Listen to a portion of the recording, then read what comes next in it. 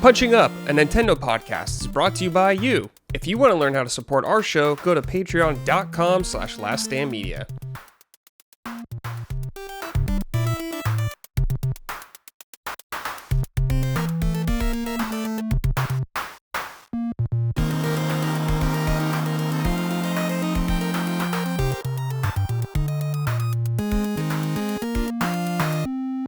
Hello, everyone. Welcome to episode 54 of Punching Up, Last Stand Media's weekly Nintendo podcast. I'm your host, as always, Brad Ellis. My allergies are bothering me. I'm sorry I sound probably a little weird, but joining me, my lovely co-hosts, Mr. Gene Park. How are you, sir?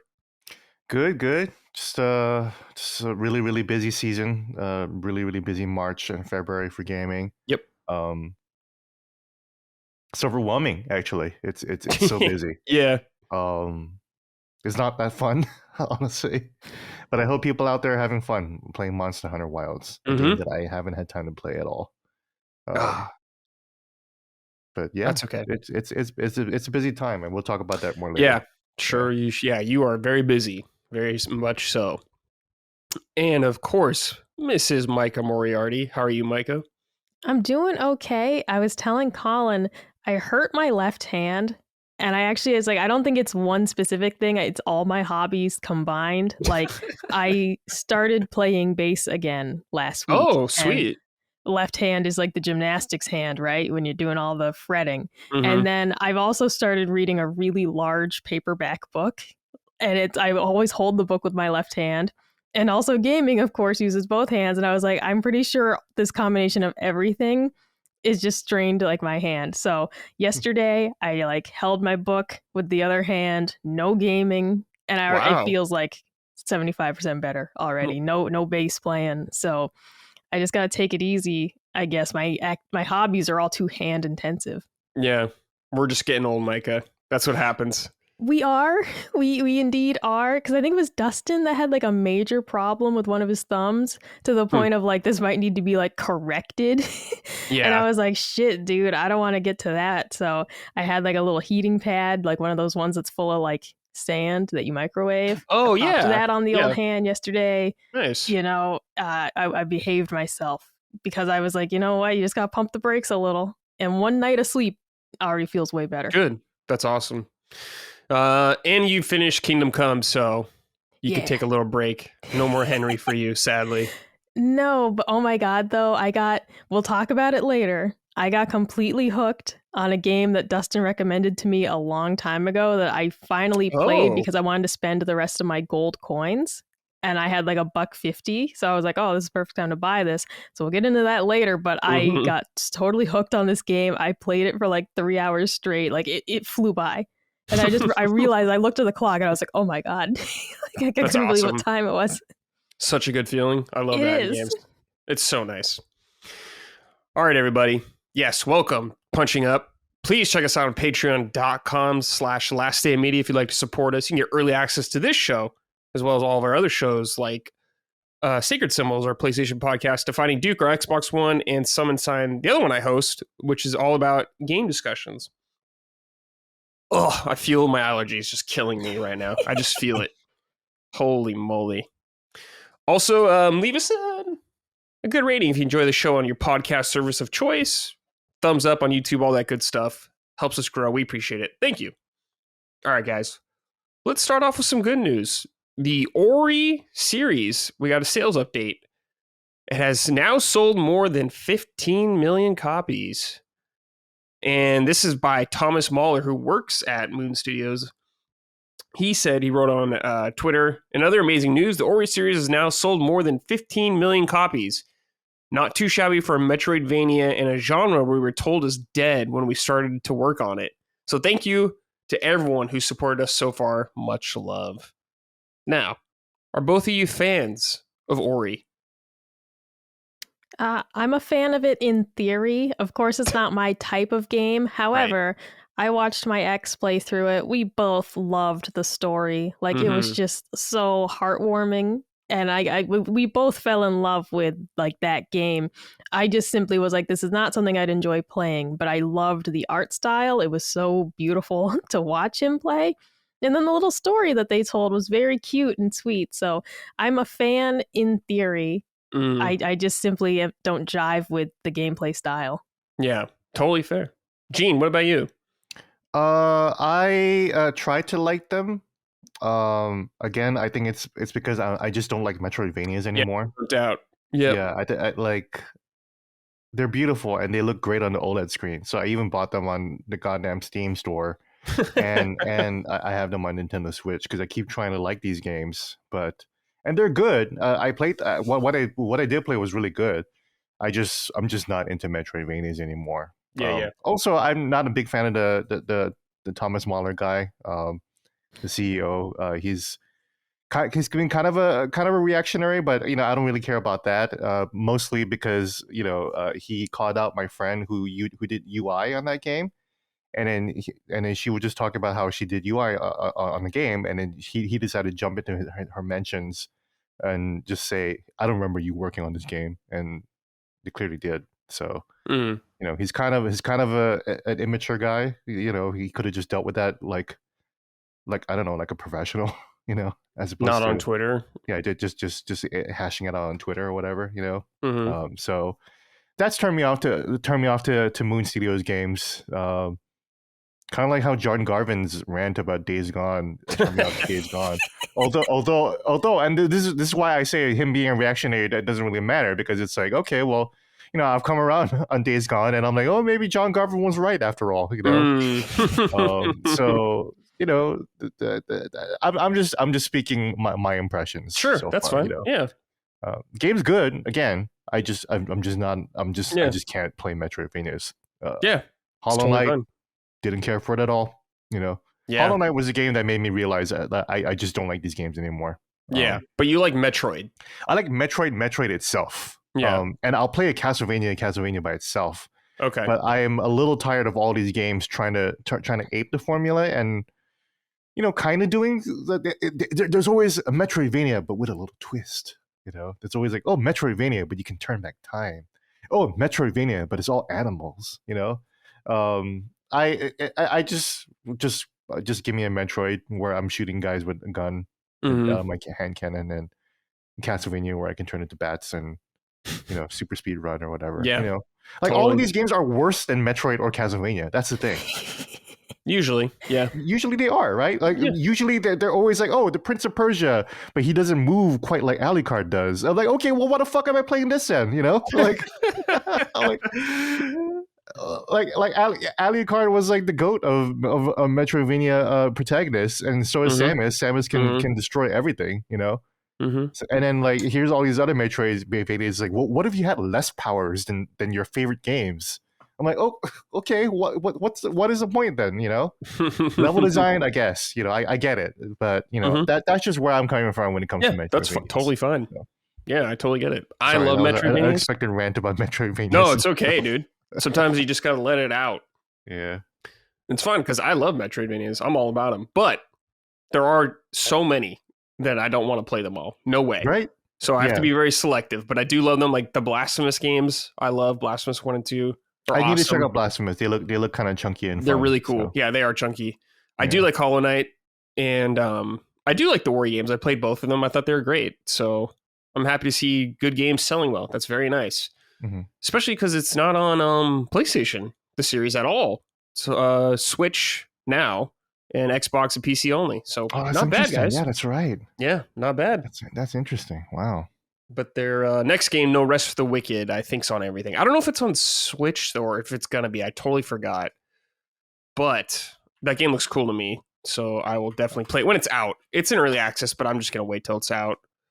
Let me see if it's on Switch. I don't think it's going to be. Maybe on Switch too, then. I can't see anything about it, but we'll see. Anyways, congrats on the sales, guys. All right, Gene, this one's for you and me, dude. Chrono Trigger's 30th anniversary. Mm-hmm. Man, what a game. Square Enix actually tweeted about it. So I'm going to read this from Square Enix first. This is translated. You have to read the Japanese. Yeah. I don't even know how to say today in Japanese, so we're not doing that. Today marks the 30th anniversary of the release of Chrono Trigger in 1995. This timeless masterpiece that transcends generations and is still talked about today was born from a dream project by Yuji Horii of Dragon Quest, Akira Toriyama of Dragon Ball, and Hironobu Sakaguchi, the creator of Final Fantasy. As we mark the 30th anniversary, we'll be launching various projects that go beyond the world of the game over the next year to express our gratitude to everyone who has played Chrono Trigger so far. The latest information will be posted on Square Enix's official X and Chrono Trigger PR, so please look forward to it. So immediately, Gene, talking about various projects that go beyond the game. Any ideas, Gene? What you think or what you would like? I can't even begin to speculate. It's been 30 years, and it's Yeah. been how long since Chrono Cross? So I don't even know Yeah, what they could even do or talk about. I don't know what I would even want. I don't know if I want a Chrono Trigger sequel. We already got that with Chrono Cross, technically. Yeah, technically, yeah. You know, and that story kind of, I don't know, it kind of sealed the deal for me. I was like, okay, well, you know, I don't know if we need more. No. And also Chrono Trigger itself was a very self-contained story. You know, Yeah. It has a beginning and end. This is not a story that needed to be. This is not a world that needed to be expanded upon because the world was already so expansive in Chrono Trigger. We literally go through like the 6 different areas or eras, epochs as the game. The game was the game was the thing that taught me what epoch meaned. You know. You know, the spaceship, the time traveling spaceship that you get. But yeah, I don't even know what they could even release other than an HD 2D remake, which would be honestly the best deal, you know. Yeah, I would be happy just to get a port of like the DS version. Just a port on the Switch. On modern hardware. Why is it not on the Switch? I don't know. Why is it not on any console? It's on Steam, but not on anything else, which is very strange. I don't know. One of those weird Square Enix or some Toei marketing deal or something going on there holding it back. I'm not really sure. Mike, have you played Chrono Trigger? No, and since the Switch came out, I had been hoping they would do a port to Switch, because even when 3DS was hot, it was still pretty expensive to get that game, right? Like I got into 3DS relatively late, but they were still releasing, a ton of new things for it. But getting a copy of Chrono Trigger, forget about it, especially on my $8 an hour working at GNC, right? Yeah. So I've never gotten to play it. I would really like to. And I have been waiting since the Switch was launched, thinking they'll put this on here eventually, right? And we've waited this whole time and they haven't. I really thought they would. Yeah. So according to Wikipedia, excluding the PC version, Chrono Trigger has sold over 3.5 million copies as of February 2018. Okay. That's not enough. Lot. Not enough. Not a lot. It needs to be on more easily accessible. It's on like phones, I think. It's on phones, right. Yeah. It's not accessible. It's not easily accessible. It would sell more, and more people need to play it. Exactly. Like I'm just not going to play that on a phone. I'm not even anti-mobile gaming. I just simply do not want to play that type of game on a phone. My idea of mobile gaming is Hello Kitty Cafe, and you tap to bring the food to the table, and you tap to go wash the dishes. Like that's my idea of mobile gaming, and I that's just where I like to keep it. All right. So it's just not the ideal way to play on my cracked iPhone screen. That's my fault, but still. So I'm really hoping that with this 30th anniversary year, maybe Switch 2 is the time to port it. I mean, it feels crazy that when Switch was so successful with this huge install base that you didn't try and capitalize on that with, hey, Chrono Trigger's coming to Switch. Like that would have been huge. At least in our community, right? Yeah. We get these comments all the time. I can't imagine it not selling well. Mm-hmm. Yeah, Square Enix was weird with the Switch in that they focused a lot on the Switch and then they didn't sometimes, you know? Sure. But I mean, that's Square Enix. Square Enix is just a weird company these days, honestly. I mean, they've always been, to be quite honest. Always, yeah. They've always been strange. Yeah, they've always been. But yeah, I don't even know what I would want from more Chrono Trigger. I mean, Toriyama's gone, and yeah, you know, Yuji Horii is old, and Sakaguchi's all but retired, and he wants to make new things anyways. Like one last new thing. Yeah, So, I don't think we'll get a new Chrono Trigger game or anything like that, like a Chrono Trigger 3 or whatever it'd be. I don't think we'll get that. Yeah. One thing I could see is the most realistic thing, I guess, would just be them selling like merch of Chrono Trigger, because there's not a lot of official Chrono Trigger merch as far as I'm aware, especially on Square Enix's website. So I could see them like actually doing that. I wouldn't be surprised if they did an anime or something with Toei making some Chrono Trigger stuff. Because I mean they're linked obviously, so I could see that happening. I would not be opposed to it. That could be cool. But man, I don't know. I just really wanted to celebrate Chrono Trigger because I know Gene, you, and me both are really super into it. And I know Micah, when you play it, you're gonna be probably really into it because it's a fantastic RPG. It's so well paced. It has like no fluff, I would say. Awesome characters, awesome music. It is the dream project, they're talking about. It's a work of art. One of the best games ever, I would say.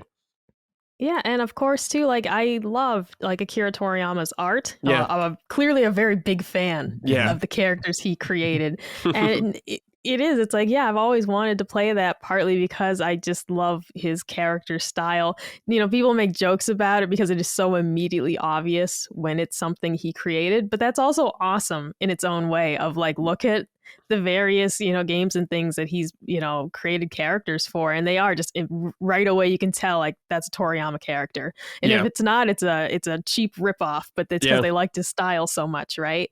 So it would be great, especially since we did lose him, to do port this and bring it forward so more and more people can enjoy it. It's a must play. I remember when this came out, it was bonkers. It really was like the dream team game, the hype for this game was unbelievable, especially for Final Fantasy nerds like us, just seeing the white box of that battle that never appears in the fucking game. Marl's using the wrong magic. Marl's using Luca's magic. And Chrono never wears that outfit. Like they never wear those goddamn the outfits. snow outfit. God, I wish they did. I know, it's cool. If they ever re-release, if they do a new port and just make those like the skins that you can just wear, or just lets you able to like dress up the characters in different ways, that'd be a huge win in and of itself. But the music, everything about the game. Well, God, when I finally got the game, it was like being really transported to another world. Like it really felt like an isekai. Of course, probably the most famous sequence in the game is early on with the trial. The courtroom. And the way spoilers for a 30-year-old game at the very like first like 2 hours of the game, but the decisions you make at the intro of the game affect how that later story will play out. And that was like Baldur's Gate level of like interaction, like in a Final Fantasy game, basically, and then no random battles, which is amazing for me, because I was never a fan of invisible random battles. I like Dragon Quest, Final Fantasy, I dealt with it, but I wasn't like, oh, I love walking around and just suddenly being attacked. Like that's not my thing. So I like Chrono Trigger still did have random battles. When you'd be walking in an area, you'd be ambushed, and like guys would just come out of it. But that like it's all about that context that makes it so much more interesting and thrilling. Like a lot of people like still think that the original Yakuza games weren't JRPGs, but they were JRPGs. They were live action brawler JRPGs. But as you're walking around Kamurocho, you're just getting random battles, but it's always contextualized as a thug that's like bumping into you or whatever, and then boom, you get into a fight. That little bit of context always matters in terms of bridging the imagination, in terms of how you're able to engage with the combat and really feel immersed in the combat. And that's what I always loved about Chrono Trigger, that the fact that you can just always see the enemies on screen, and if you couldn't, there was always some explanation why. And even the bosses, the boss arenas wouldn't change. It would just be in the room that you're talking in, know? that was epic. That was you don't really see that. It's always Final Fantasy was always and then you always see a special art in the background as you're teleported into the battle system dimension, you know. And no, Chrono Trigger didn't have that. It's like, no, you're talking and then now you're fighting in the same space. That's awesome. It's so immersive. Yeah. What else did Chrono Trigger do? Time traveling was incredible. I think like the multiple endings. Yeah. And the New Game Plus were pretty big at the time. Yeah. Chrono Trigger was a game that I think invented New Game Plus, basically, you know? Yeah, it might be. I think or popularized it. Yeah. At least. New Game Plus game.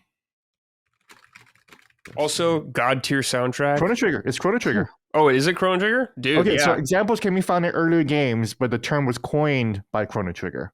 Okay. Yeah.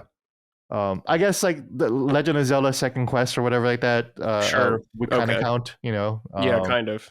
Like not like how we know it today. Like yeah. Chrono Trigger is really the first modern implementation of a New Game Plus, where you can even just be level 99 and you can just play through the game again with the explicit purpose of finding one of those like 11 endings or whatever like that. I don't know how many endings there were. I forget, but there were so many. Yeah, there's good replay value.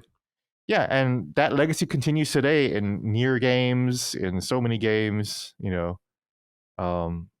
Yeah, good reminder. Yeah, definitely an influence on some games even you love, like I Am Setsuna, Micah, big time Chrono Trigger influence. In fact, you can get Rainbow, the sword that is like the Chrono's final weapon in Chrono Trigger. Oh, yeah, I totally forgot about that, dude. Holy shit. Definitely some cool nods in there. Gene, who's your favorite? What would be your ideal party in Chrono Trigger? Who do you like to roll with? It was always Chrono, Luca, and Marl, the secret character, I guess. Oh, okay, sure. Yeah. Since people are so sensitive about spoilers, I'll just say, you know, the surprise character. Yeah. But it was always either Chrono, Luca, and that character, or Chrono, Frog, and that character. For sure. Gotcha. I loved Robo. Robo was dope. Yeah. So Chrono, Luca, and Robo at the same time. Marl, I always looked at as like the damsel in distress, so I didn't really use her as much. Unfortunately. Oh, she was a good healer. Yeah, she was a good healer, but I forget who I use as a healer. And then there's the cave girl. What's her face? Ayla. Yeah. Ayla. She was a cutie. Yeah, she's cool. Even though her section is kind of the worst, you know. Sure. Yeah, I get that. It's you talk about like perfect pacing. Yeah, Chrono Trigger has basically perfect pacing. I think the prehistoric section is a little bit like on the longer side. Yeah, a little bit on the longer side. It's just a few too many battles that went on for just a little too long. But that's really about it, though. It was never like Halo the library levels of like, oh my god, this is so bad or whatever. it just stands out in like an otherwise perfect game where it's like, you know, maybe you could have removed a battle or two to trim this down or something. Yeah, fair enough. Ayla was hot. Yeah, Luca was hot too. I love Luca. Yeah, the nerdy girl. You know. Yeah, all the characters are sick. I always loved Chrono, Frog, and Robo. The boys rolling out. That was my favorite party with the boys. Frog's like one of my favorite characters. So Frog is just an all-time best character of all time. Yeah, he's so sick, dude. Put him in Smash Bros. There's like nothing like not cool about him. Yeah, Frog is just awesome. Frog is like one of the probably one of the coolest like top 3 Square Enix characters of all time. Yeah, I think he's so sick, dude. Yeah. So and his nemesis too. Yes, everything about Frog's story is sick, including his nemesis. God, that fight itself is so incredible. And the way the time mechanics worked, like the way you would change something in the past, and it would affect what happens in the future, and it will affect the world in the future. It was very much like the Legend of Zelda Dark World, Light World kind of dynamic in terms of like how if you change one thing in one world, it would change in the other world. But in Chrono Trigger, it was like across like eras. You know, that was crazy. Yeah, you know? I can't even keep track of how many different things you can change in there. But it was such a fun and replayable, like true role-playing game, you know. Yeah. And the way, and even Chrono, who was a silent protagonist, and the way Chrono kind of upended that role as the silent protagonist, and how he played that role, and you know the things that happened to him, like you know. Yeah, his story. Yeah. Yeah, his story is actually really, really cool, and he becomes really, really like this seems stupid to say, but it's like, wow, the main character is really important to the story. But yeah, he's really, really important to the story in a way that you don't expect. You know? Yeah. Also a shorter RPG, I guess. Yep. Like when you compare it to Final Fantasy VI and stuff like that. Yep. So, but what a game, man! Just a true gem, true masterpiece. The DS version is also very good. So if any of you get a chance to play that version, awesome. Probably the best version to play right now, I would say, because it has some extra content in it. Yeah, the anime scenes without the PlayStation 1 loading. You know, yeah. Oh yeah, which was legendary. The loading, bad. Yeah, it was bad. So PlayStation 1 loading was so bad for all of the Super Nintendo re-releases. Yes. That's where I played that's where I finished Final Fantasy VI on PS1, dude. Damn, that's rough. Yeah, it was like the easiest way to access it at the time when I played it or finished the game. So I was like, God. Also, the music in Chrono Trigger is just all time. Like, yeah, it's fantastic. Yasunori Mitsuda, who I'll have to remind the listeners, who is the composer for Xenoblade Chronicles. If you want Chrono Trigger vibes, play Xenoblade Chronicles because his music is there and it sounds just like the shit that he used to make in Chrono Trigger. Like Shala's theme. Shala's theme is my favorite on the soundtrack. That just lives in my head and rent free. What's your favorite Chrono Trigger song? Shala's theme. Oh, Shala's theme. Okay, I thought you were talking about Xenoblade. Or whatever the theme that plays when you finally get to her town, like her era. Oh, yeah. Like in the future or whatever, like the future. Corridors of Time. Was the past? I'm sorry, the past. It looked futuristic, so it looked like the future. It was actually in the magical past or whatever. Yeah, I gotta hear this again real quick. Yeah, I just gotta hear it. Okay, yeah, that's good. Yeah. And the Magus theme song too. Just Magus in general. Everything about Magus is. I was like, this is his castle, man. I love the castle. I love the castle. The fucking castle. When you walk up to the castle, and then there's a whole like panoramic shot or like a vertical shot where you just see the whole thing. And you see the statue. Yeah, silhouette against the moon. Like that was true aura right there. It's hype shit. Games, you know, it is hype shit right there. Yeah, I'm getting hyped just thinking about that shot. Holy moly. It's so good. Yeah, it's Chrono Trigger is such an exciting game to talk about because there's so many good things about it. You know, yeah, like every 5 minutes, it's always like, whoa, this is like one of the coolest things of all time. Kind of thing. Man, yeah, Chrono Trigger, the best, dude. Holy shit. Yeah, like I take it for granted because it's just been part of my DNA for 30 years, but. You know, when you really sit down and try to appreciate what Chrono Trigger is, it's like overwhelming how good it was. You know? Yeah, especially for the time. Whew. Yeah, and then there was always the argument about whether it was better than Final Fantasy 6 or 7. You know, and I kind of think it kind of is. You know, yeah, I like it more than 6. I mean, I love 6 as well, though. Don't get me wrong, but I was always in the Chrono Trigger camp a little more. I like 6's story more, but as a game and as a game experience and as a story too, because it's not like Chrono Trigger's story is like bad by any stretch. It's incredible, you know? So that's why, like, as a whole package, I like Chrono Trigger more. I did like the villains and like the overall plot better in 6. Yeah, sure.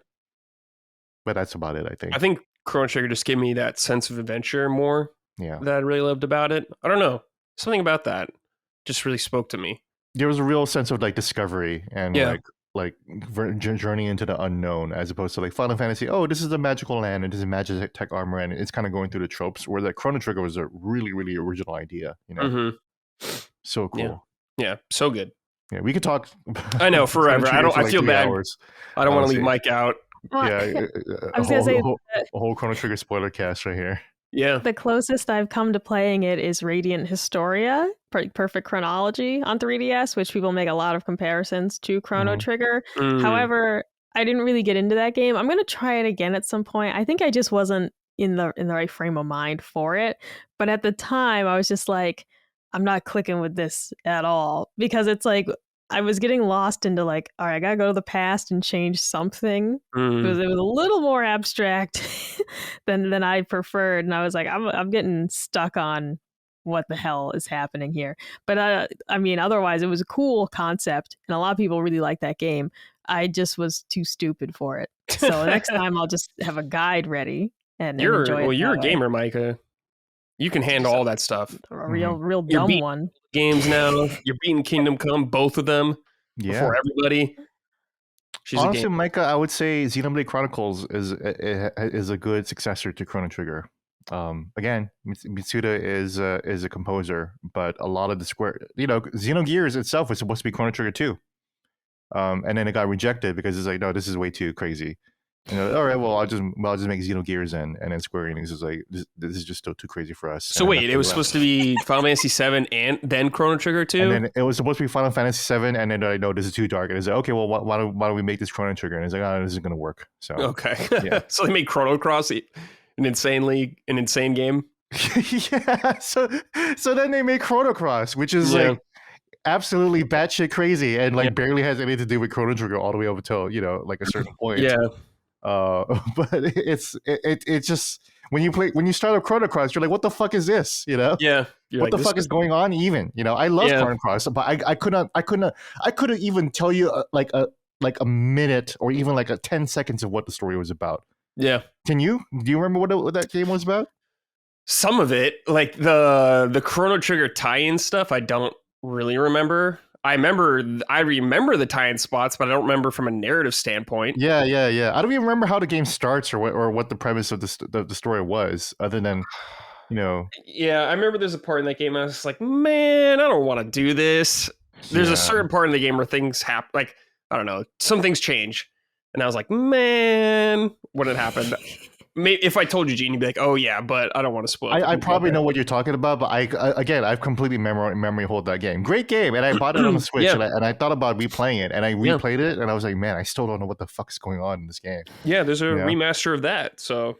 Which is funny because when you play Xenogears, and this is not a spoiler, it's literally in the first 5 minutes of the game, you run into Luca in Xenogears. She is a save point, and she teaches you all about saving. Man, it's so weird. Yeah, Xenogears was obviously supposed to be also a Chrono Trigger sequel, and it just didn't happen. So dude, Square at that time is so weird. They're so weird. But then that's why like Chrono Trigger like introduced like the idea of like team attacks, right? It's obviously on the dual tags, triple tag, yeah, triple tag and everything. It's on the front cover of the game. Like it is like the selling point of the game. And then so that's why like Xenoblade Chronicles like continued that tradition. Every Xenoblade game is all about like team attacks and like the overdrive attacks or whatever. Yeah. And Final Fantasy 12 didn't do like Final Fantasy didn't do any of that up until like 15 basically. I mean, yeah, we have them in Rebirth. Yeah, definitely in Rebirth, and that's why Rebirth is like, oh, finally, like they're the combat slaps. They're tapping back into the old Square Enix like gameplay systems.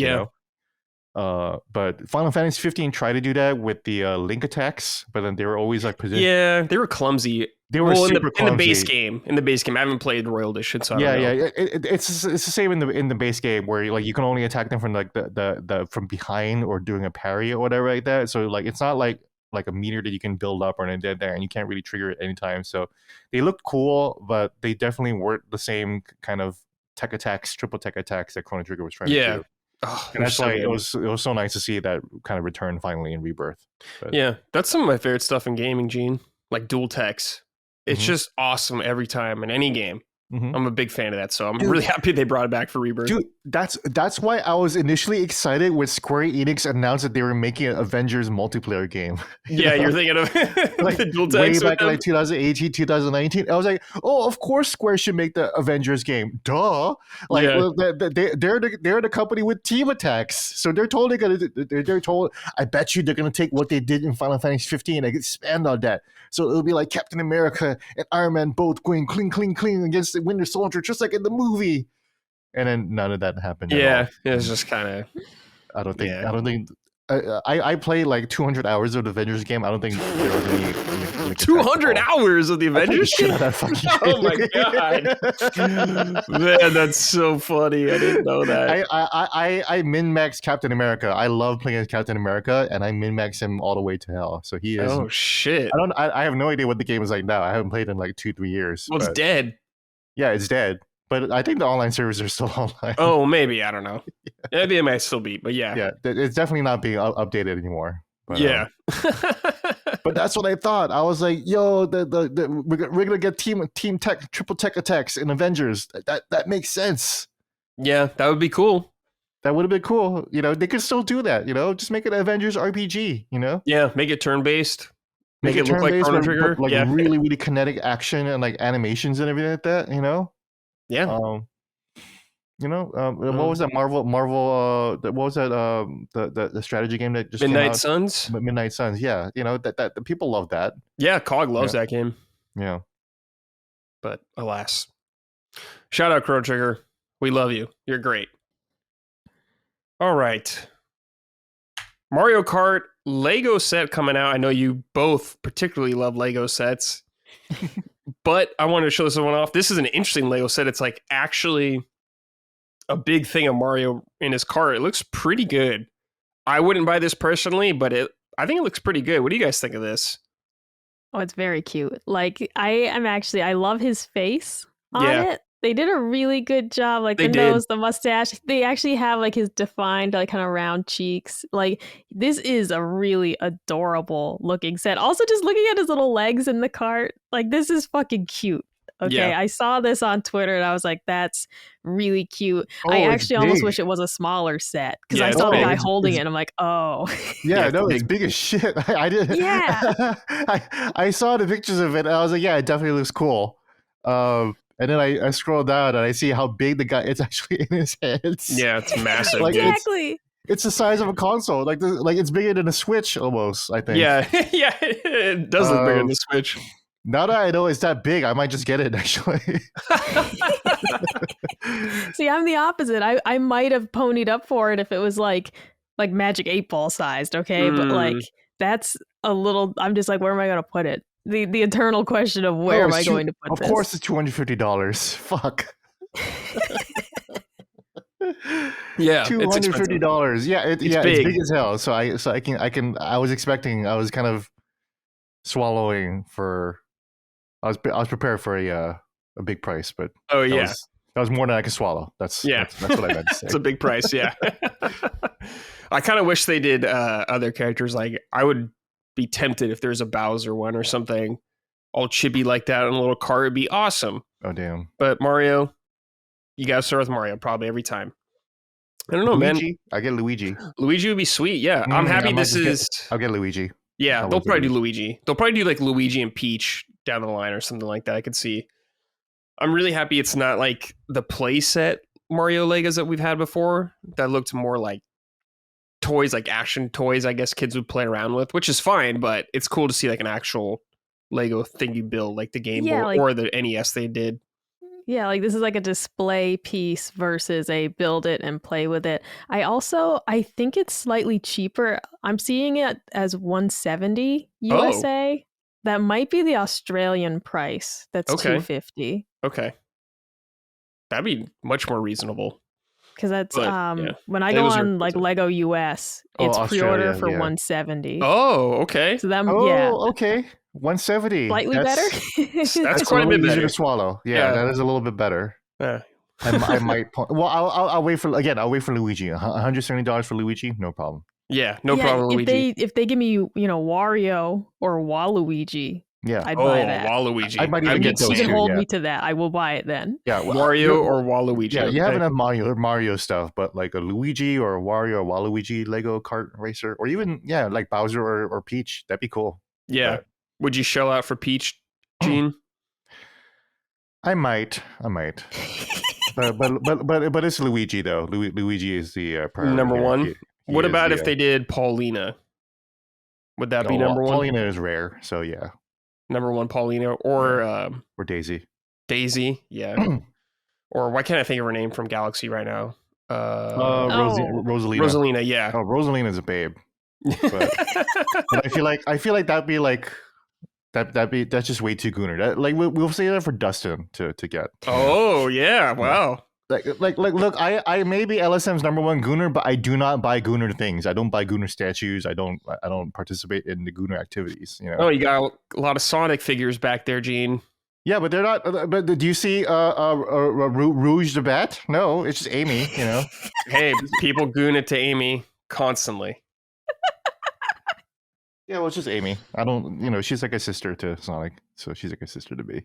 Okay. Rouge the Bat is different. Rouge the Bat is different. She sure is. Yeah. Yeah. That like I again, that's why I don't have her around, because it's just like too tempting. I need to focus. You gotta stay focused, Kings. Come on. Yeah, exactly. Micah's got to stay focused around Waluigi. Mhm. Absolutely. That's why he's not here. It's why I got a million Goku figures. I hate Goku, but that's half of what they release, so I have to buy it. Yeah, like Mario is a Goku of Mario, basically. Yeah, right? absolutely. Dude, it is so frustrating. Like, they have like a fucking million Goku figures, and it's like, and one Nappa. And it's like, okay, like this ratio is so fucked. All right. Like, oh yeah, like we have Goku like in like one per episode, like basically like one figure for every episode that he's in. And you can have one Raditz. I don't think I've ever seen a Nappa figure ever before. Well, that'd be cool. They weren't around very long, so that's probably why. Somewhere. And he never had transformations either. That's true. He never went Super Nappa. It was just Nappa. Never did. He got blown up and never came back. There's a bunch of Nappa figures. I got the whole gang. Because I wanted like to get like the whole Ginyu Force. They did release them a couple years ago. They did a whole series, but it was too much. It was like simply too much. I already have Captain Ginyu, and I was like, I don't have space for all these, and he's the most important. But yeah, like I got Nappa, I got Raditz, because Raditz is like my all-time favorite design from the whole show. Raditz is cool. Oh, dude, he has the best hair. Like he's got the fucking best design, in my opinion. But dude, like, and then they get like a million Gokus, and I get it. All right, I do love Raditz's design, his wilder hair. It's like it's like Super Saiyan 3 hair. Raw Saiyan, Dude, yeah, like, because I was like, bro, my hair's all bushy like that. Like, hell yeah, dude, like this one's for me. All right, and you can have one figure of it. That's it. That's all you get. It's like you look at him, it's like, oh, this is a Saiyan from the motherland. Yeah, that's true. Well, he got killed off quick, unfortunately. He was awesome though. Dude, and it sucks. And then it's like, cool. All right, like Dragon Ball Z, and like the whole premise of like they could like sometimes people come back, and it's like, all right, well, did they bring him back? Cool. Yeah, they never brought back Raditz after all this time. He's in one episode, I believe, like in Hell. he makes one appearance. I can't remember if it's the show or a movie where he makes like one appearance, but he is like indeed deceased. I'm surprised if they never brought back Raditz, because they brought back Frieza for. They brought back everybody, yeah, exactly, except dude, Nappa. Yeah, but the OGs, come on, like I can respect like leaving the original like Saiyan arc dead. That's also cool too. Mm-hmm. That's their legacy.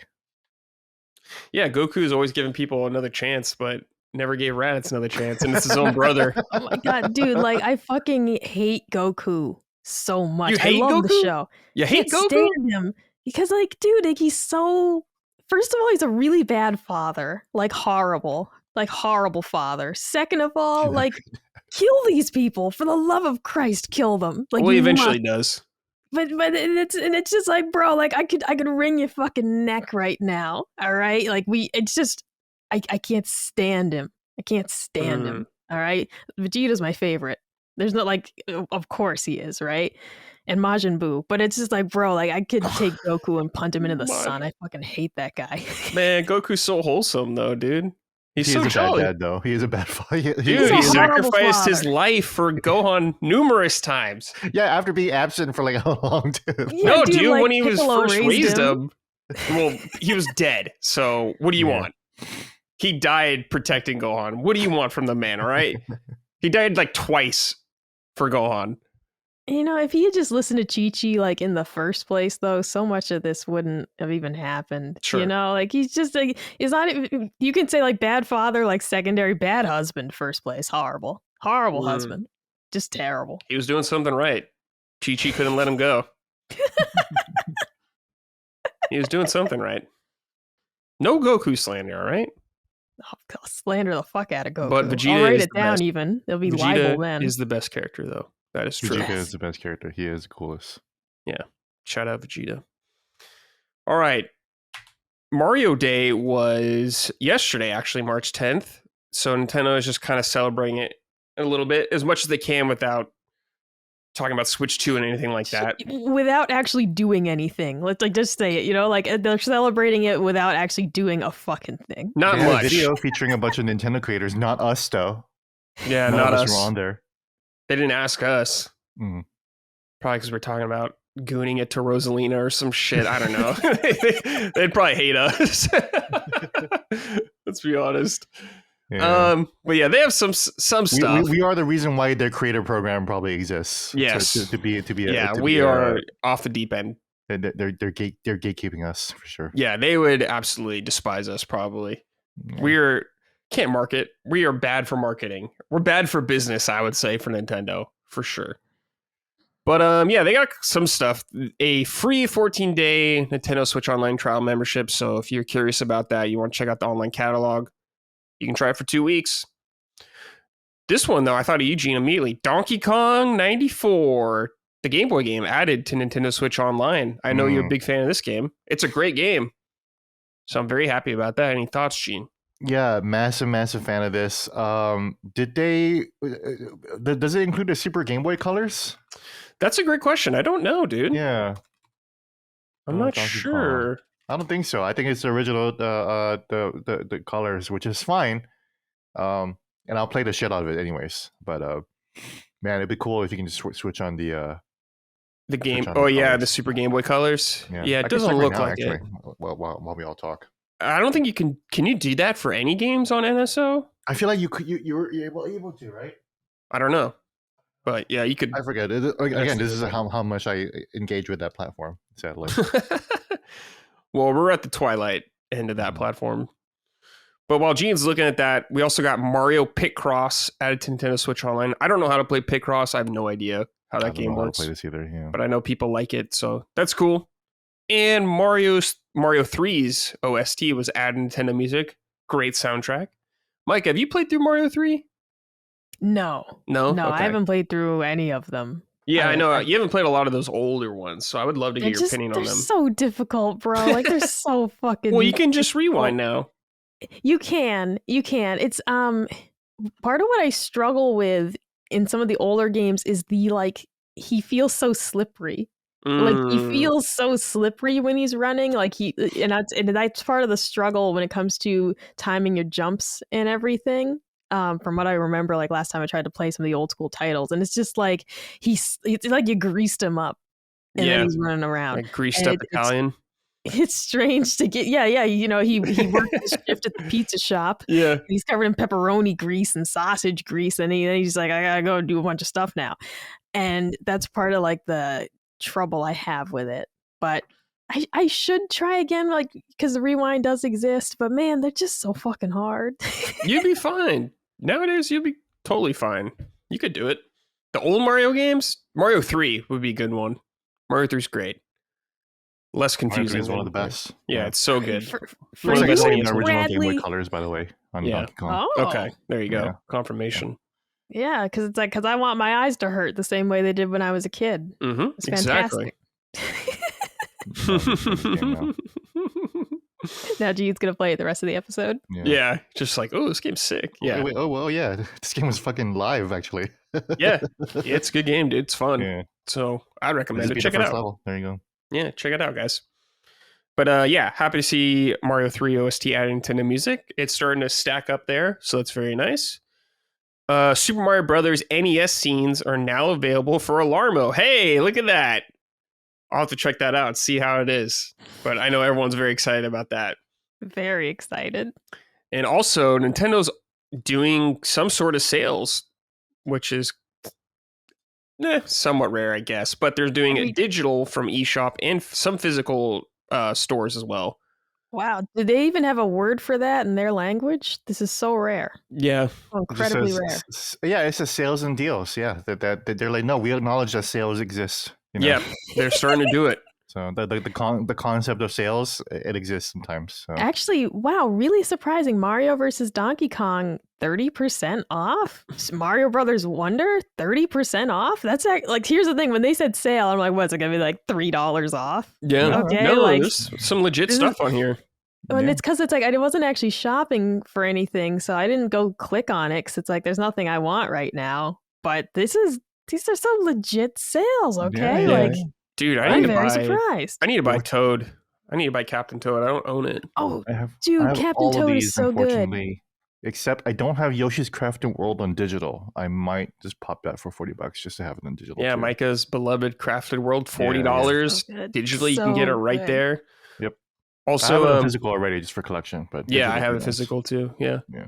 Super Mario Wonder for $41, That's $41.99. That's a Yeah. great price. Hell yeah, recommend it. Super Mario RPG, same price. Excellent game. Oh, Mario & Rabbids Sparks of Hope, the second one. I haven't played that one. Wait, that's only $15 on here? Yo, What? Ubisoft. They have those marked way down. That's a Ubisoft depreciation. Yeah, wow. Power up right there.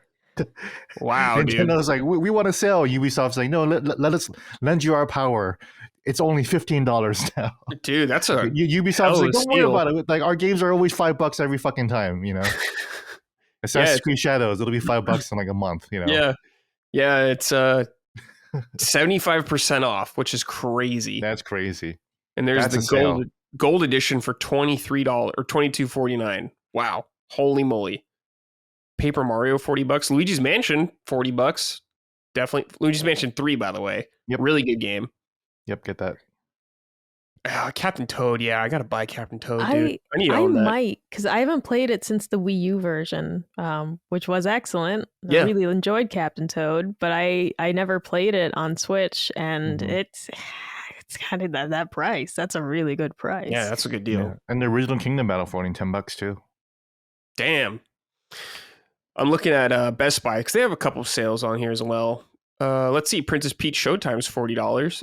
So if you're curious about that, Mario Kart 8 $40 also, hell of a deal.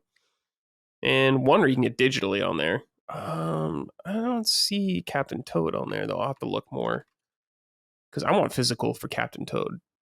But some good deals on there. So if you've been waiting on some Nintendo games, some Mario ones specifically, you can get some sweet ass deals there.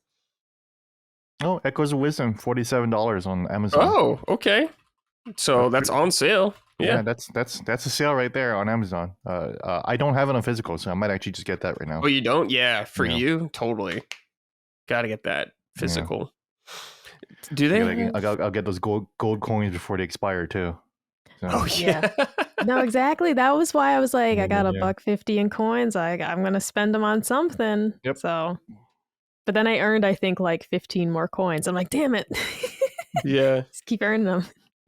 Captain Toad's 11% off on Amazon, $37. How much is that game usually? Not that much. Right now at GameStop, it's looking like it's $40 for a new copy on Switch. Okay, yeah. So it's a couple bucks off. All right. That's fine. But digital, yeah, it was cheaper. So keep an eye out for that. If you're curious, lots of good games there. All right. Next, we have Pokemon Scarlet and Violet Motorbike. They're making a motorcycle. Honda is making a real-life Pokemon Scarlet and Violet motorcycle. This is the legendary from Scarlet that you ride around in the game. And it looks like a motorcycle in the game. It's goofy. But now they're just making one in real life. So I don't know what the hell they're going to do this. I hope they sell it to someone. I would love to see someone on the road with this thing riding around. That'd be incredible. But Pokemon, once again, too much power, taking over everything. Micah, would you ride this? No, you're telling me in the game. No. You're telling me in the game you ride a Pokemon like a motorcycle? Yes, that's exactly what I'm talking about. Oh yeah, that's Scarlet and Violet. Yeah.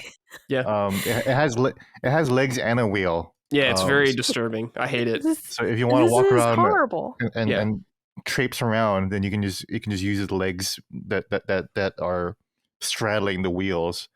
Yep. And instead, if you want to drive, then it can just straddle the wheels even further, and then the wheels will just spin.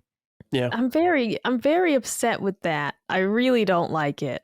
This motorcycle now, the real life thing, it is kind of cool. Just to see it is pretty cool. But oh my god, that disturbs me. I don't know about this Pokemon stuff. I don't know. I don't know about this Pokemon stuff. I'm gonna play the one the listener sent in. I will play it, but this is getting weird now. There's a reason why now. Yeah. Now, huh? All right. I hate it. I hated this Pokemon. Yeah, it's ugly. I hate it too. This is the one that you get with Pokemon Scarlet. Yeah. And so there's a huge reason why I chose Violet instead to play. Because I don't want the Pokemon that's straddling the legs. Yeah, but like the one in Violet instead is like a 4-wheeler or something. Like it's an ATV. Like, No. It's like a jet or whatever. Oh, that's way better. Yeah, I guess. and like it just flies around like an actual like little ship or whatever, as opposed to like a wheel coming out of his fucking chest and crotch. It's disgusting. Where's the hoverboard Pokemon? Remember those little hoverboards everybody's riding around for like a year? And there are all those funny videos of parents falling down on them. We need one of those. Yeah. Yeah, we do. Pokemon. Yeah, the things that you have to balance on, like a Wii balance. Exactly, dude. That was peak like videos of old people being like, I want to try that out, and like immediately falling down. Like, that have you shit's ever good. ridden a Segway before? No. It's really weird. Have you tried one, Brad? No. You guys should try one. It's really weird. It's weird to get your head around. Like if you lean forward, you're moving. Yeah, that's all you do. And it's really hard. It's actually harder to find your balance on those things than you think. I believe it. Yeah. The guy who invented it died in a Segway accident. Okay, like you want to talk about hard? Like what do they say? Like easy to learn, hard to master, or whatever the saying is. The fucking creator of the Segway biffed it on one and died. Mm.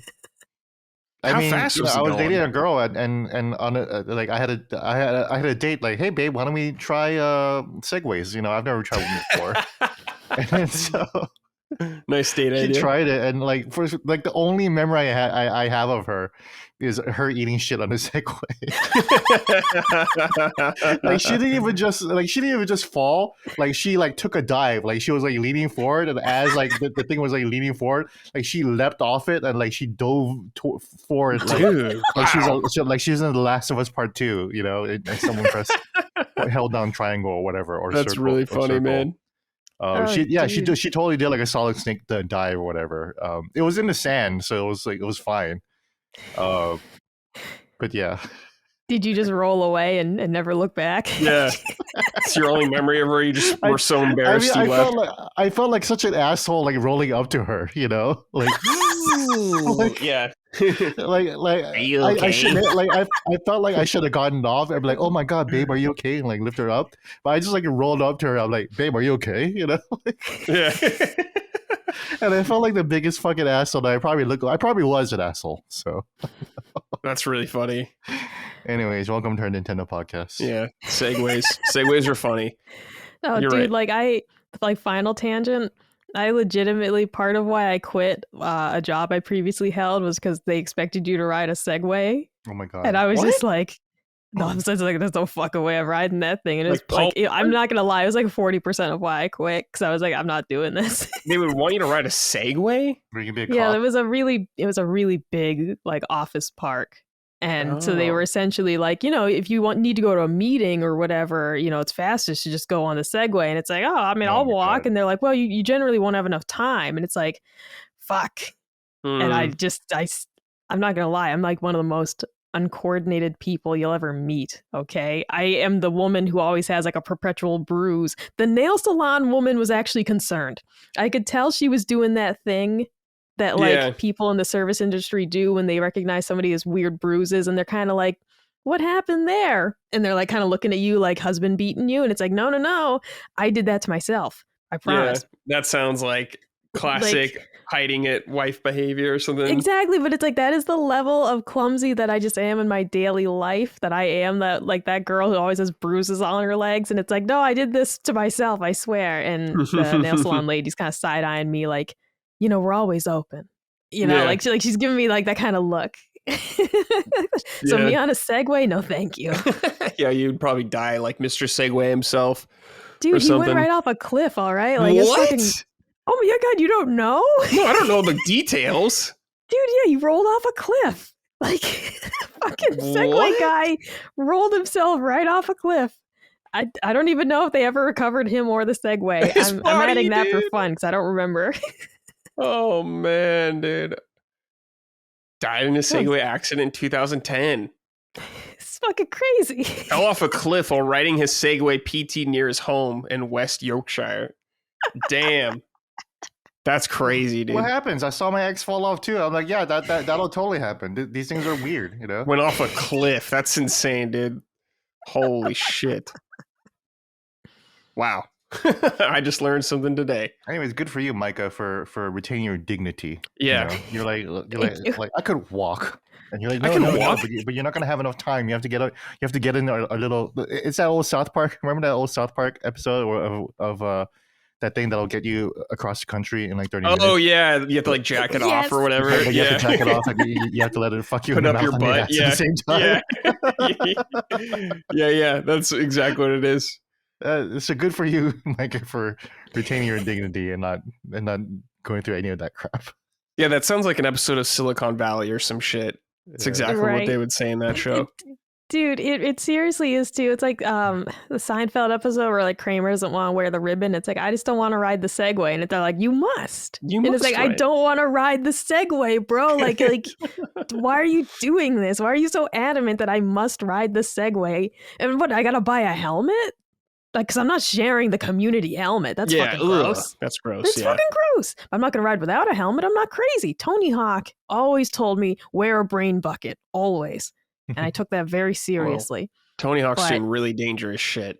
I know, but that's the thing. I took him very seriously. He told me to always wear a helmet. And I was like, for you, Mr. Hawk, anything. And I'd be like going down the street in those like rollerblades, the roller skates that you strap onto sneakers. Do you know what I'm talking about? The like fake ass roller skates that you step your shoe into it. Yeah, those suck. You can't even glide, all right? You're really just kind of stepping and like barely rolling. I'd have a helmet on. Knee pads, elbow pads, because Mr. Hawk told me to. Mm-hmm. I was a very good listener. Okay, yeah, and look at this: no head trauma, no broken bones. Well, I've had a concussion, but I wasn't doing anything athletic. What were you doing? I got out of bed and I fell down and hit my head really hard. Dude, what are you, like 85? So yeah, I had. It's a very short, very short story. I had neurological issues. Big surprise. When I was younger, I was on medication for it. The medication lowered my blood pressure dramatically. Oh, okay. And like one day I forgot, got out of bed, slammed my head on my keyboard, Casio keyboard. Oh man! Cut my chin. Okay, all fucked up. That's different than I thought. I thought you were just like clumsy and just fell out of bed or something like that.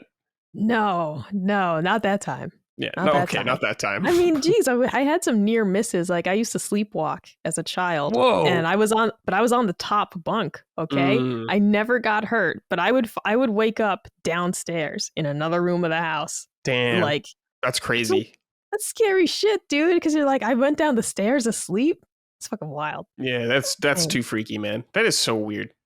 Yeah, scared the family. They didn't like that one. My sister was like, stop doing that. And it's like, I can't. Yeah, I think you're some ghoul or something walking around at night. Yeah. All right. Let's talk about what we've been playing. Micah, let's start with you. Kingdom Comes Over. What are you playing now? So I was playing Golden Sun. And I was liking it. I'm not going to lie.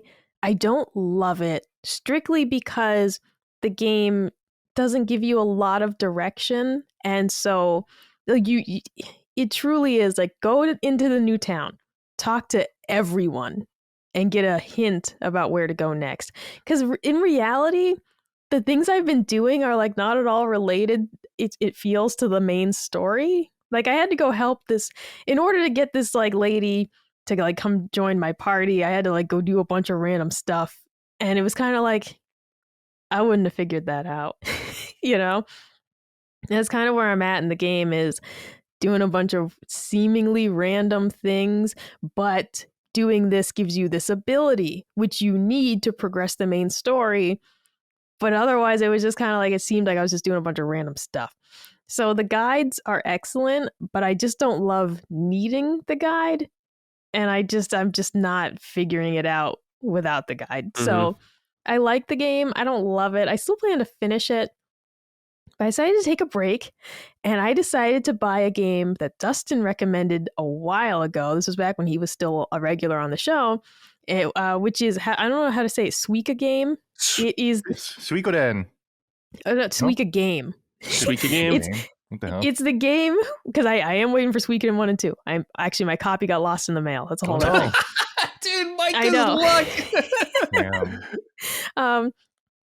This is a game where Oh. on Nintendo Switch where you are.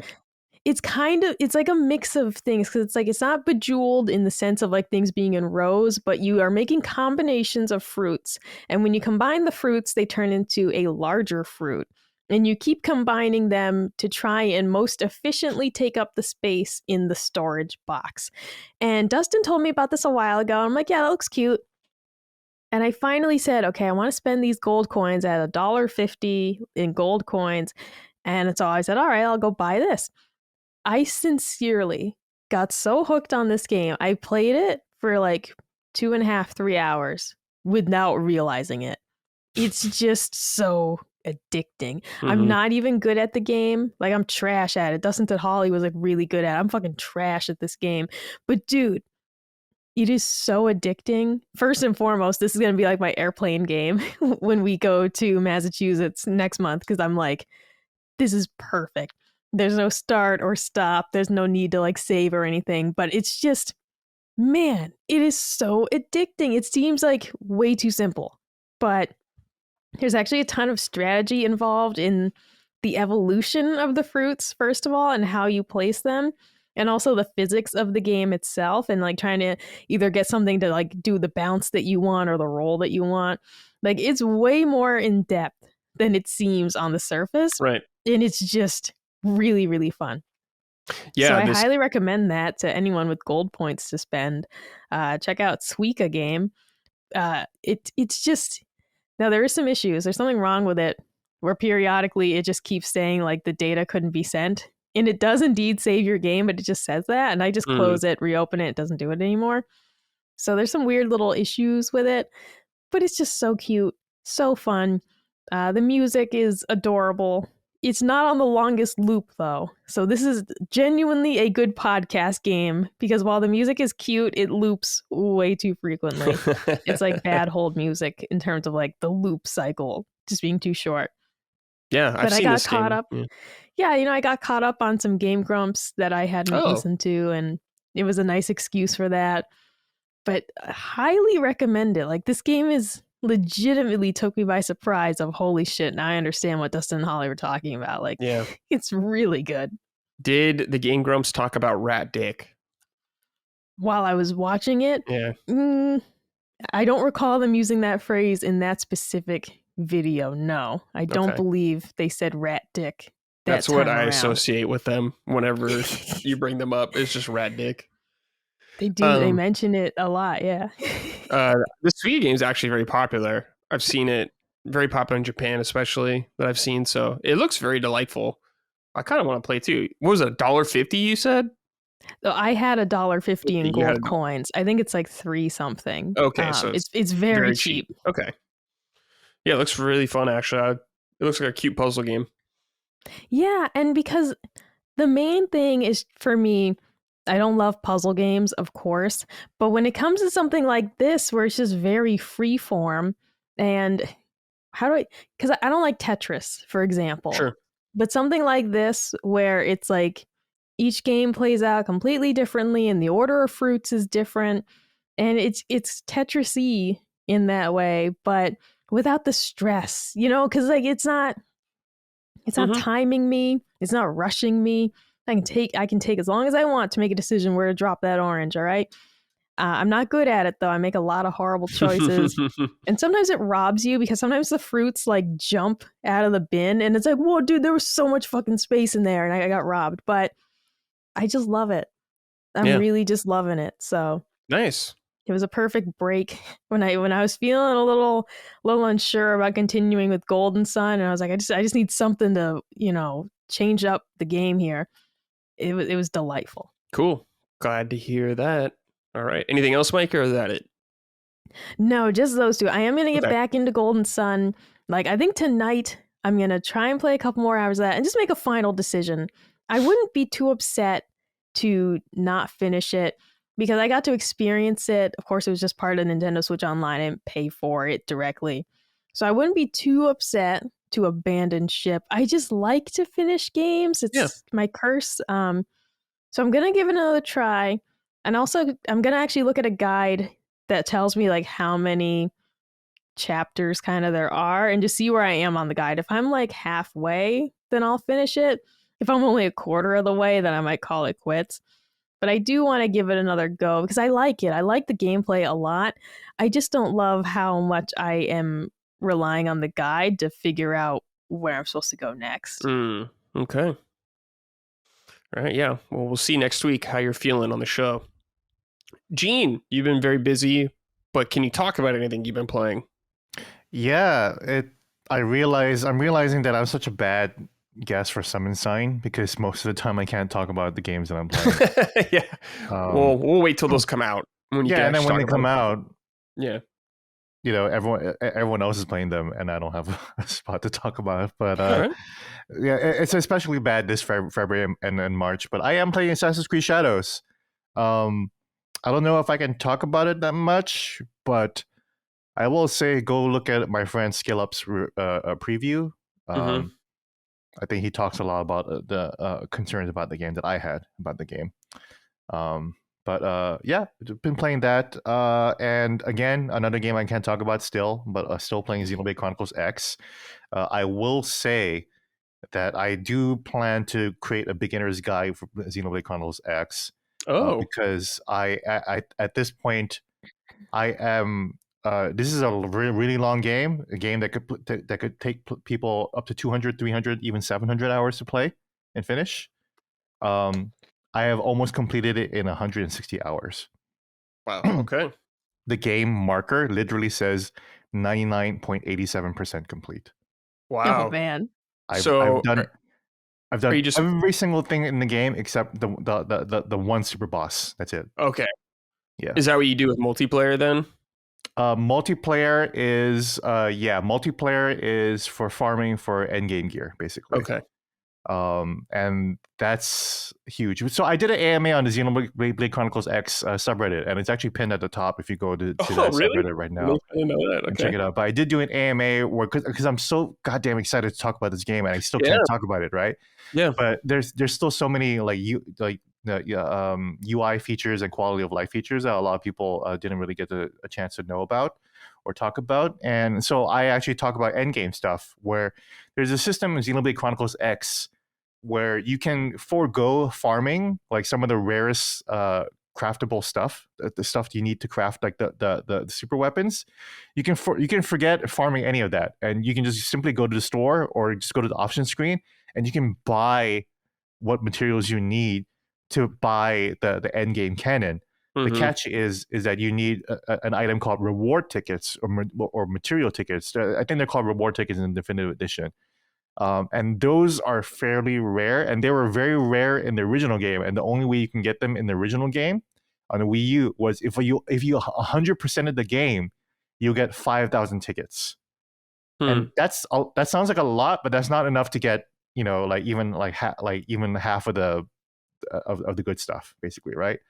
And I'm not going to talk about the requirements to get stuff now because that's all embargoed stuff. But I can talk about how many reward tickets you get. Now, if you just complete like surveying parts of the map, different tiers of that will give you reward tickets offline. And every day you will get 300 reward tickets regardless, as long as you just play the game online. So you're always getting reward tickets to be able to buy the end game gear whenever you want. But I have no idea what multiplayer looks like because multiplayer is still not online. But multiplayer used to be the primary way you can either farm for end game craftable stuff or getting those reward tickets, so you can simply just buy it off the store and you can just make the stuff. But the thing is that end game grinding is so long because the build possibilities are almost limitless because you can have armor. And then you can increase augment slots on the armor, and those augments are completely stackable. So it's like damage boost 100%. Why don't you just make 5 damage boosts? So your damage boost gets 500%. But the trouble is farming all the equipment and all the items enough to be able to make all those augments. But once you do that, I'm basically building towards like a one-shot kill machine. Damn. Where nothing will do. I also have a clarification too, because last week you had a really good question about whether combat is even worth it outside of the robot. Once you get the robot, I will say that combat on the ground as regular people is kind of more powerful than the robot actually. Depending on what builds you can get, because you can go into overdrive mode, and overdrive mode you can basically become invincible, and you're always hitting hard, and that's just much easier to do when you're on the ground as opposed to when you're in the robots, because as a robot you have less moves and you have less augment slots, but if you're on the ground you have more augment slots and you have more moves, so now you can see how you can push that even further, right? Okay, cool. So anyways, I'm talking really nitty-gritty stuff about Xenoblade Chronicles X that nobody will care about, but all I'll say is that endgame grinding is much easier in Xenoblade Chronicles X, and I'm basically done with the game, so I'm looking forward to writing a beginner's guide, because I think a lot of people will have a lot of questions about how the game works. It's a really simple game, and playing Monster Hunter Wilds, I would say Monster Hunter Wilds is straight up more complicated than Xenoblade Chronicles X. Sure. Because of the fucking menus. The menus in Monster Hunter Wilds are like impossible to figure out. Yeah, they're not very Xenoblade good. Chronicles X doesn't have that nearly as many menus that are that complicated, and it's only a matter of like making sure that there's only 6 elements in the game that enemies can be weak against, or you can have powers to strike them with. Like ether and gravity and everything like that. So all you have to do is remember what are the weaknesses and exploits that you can have, and just be mindful of that. A lot of other things too. This is not really a JRPG. This is a JRPG's developers' attempt at making a Skyrim, basically. Okay. Or Final Fantasy 14. Honestly, FF14 is probably the easiest parallel I can make. It's single player FF14. Okay. Cool. Yeah. But with robots that you can fly around in. Good. Well, game's like a couple weeks away, I think. 9 days. Next week. 9 days? Yeah. Okay, there you go. Next Friday, I guess. I gotta go to GameStop and pick up my copy. Ooh. It's gonna be exciting. See what's happening in there. Hopefully it's there when you get there. Oh my god, I'll totally help you out in the multiplayer. I totally want to be the Let Me Solo Her of Xenoblade Chronicles X. That's funny. because apparently you can put out your character as a scout, and you can hire your character. So it's like, but it depends on the costs. But I have $45 million in Xenoblade Chronicles X right now. And I have no need for any money at all. I can literally buy all the mechs on the menu, no problem. So I'm gonna be like, I'm gonna see if I can make it so you can just buy me for cheap, and just use my level 90 character. Whore him out. Just whore him out, and let me just be the Let Me Solo Her of Xenoblade Chronicles. That's cool. But it'll be cool to run multiplayer with you and just help you grind up. Like that'd be fun. Yeah, no, especially if I like get stuck on like not understanding something. It's like my boy Gene, 160 hours deep in this game. Honestly, you figured out Xenoblade Chronicles 2, this game will be no problem for you, honestly. Like Xenoblade Chronicles 2 is so much more complicated than X. Like you have no idea. You could literally teach a class on it, because in the Discord right now, a couple different users were playing it and just going over some of the different points of like, oh my god, I even forgot about that kind of aspect of the game. You really could teach like a 3-hour seminar on Xenoblade Chronicles 2 combat and like the full depth of it, because like you said, in the ending like game stage you're still learning new things, and it's like, can you just fuck off? All right, like you clearly had way too many ideas. It's like taking a class, and then during the final exam the teacher is giving you new information for you to answer questions about. During the final exam you're like, what the fuck, we didn't even learn about this at all. You're like, well, figure it out now, bitch. It's exam time, you're at the final stage. And like I had to confirm. I had to watch old playthroughs of Xenoblade Chronicles 2, and there was a tutorial right at the end of the game. That's really funny. It's madness. So I love it, but it's madness. No problem. X is going to be so easy for you, honestly. So all right. For me, that's kind of the big Nintendo Switch release right now at this point. Yeah, it is. It's kind of like the last one that we know of. Yeah, one of the last big things. For me, I'm 52 hours into Kingdom Come Deliverance 2 now, Micah. Micah, I will write down in our chat where I'm at in the game for you, so you can see where I am. It's still very good. I'm having a great time, taking my time nice and slowly. Micah doesn't understand what I'm saying. I'll have to say it to her again. I'll have to say it to her off camera then.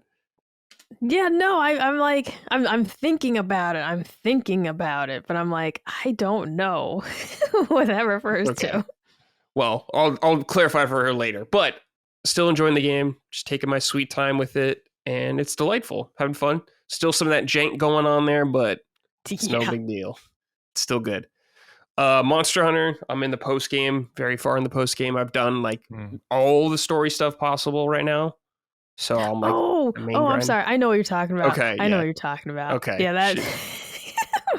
My bad. I was like, I was literally just going through like all the missions in the game, and I'm like, there it is. Yeah, there it is. Got there. Now I understand. Yeah. Monster Hunter's good. It's fun. We're gonna do a spoiler cast on it. I think we're gonna shoot that tomorrow, so it should be up. I don't know when they're gonna put it up, but we'll be getting more into that. But it's good. I'm having fun with it. I wish I could enjoy that, but I haven't finished it. But I have so much to say. Oh yeah. But there's good stuff and bad stuff about it. But overall, I enjoyed the game. Yeah. So I had a good time overall. I'd say later on it gets much more fun when they kind of take off the training wheels a little more. So hopefully the monsters they're adding too will be awesome. Well, they're adding one of them already. The bubble guy from Rise, I remember. And whatever the inevitable DLC comes out will be sick, or the expansion. That's true. We would need the expansion. I'll probably jump back in for the expansion for sure. Yeah. We'll get an expansion probably next year, I imagine. Yeah. Something like that. Or just even for the title update in a month or so. Like I'll jump. Yeah, sure. Yeah. Yeah, they're updating it every now and then, so that's cool. But yeah, it's good. And I think that's all I've been playing recently. I'm trying to think.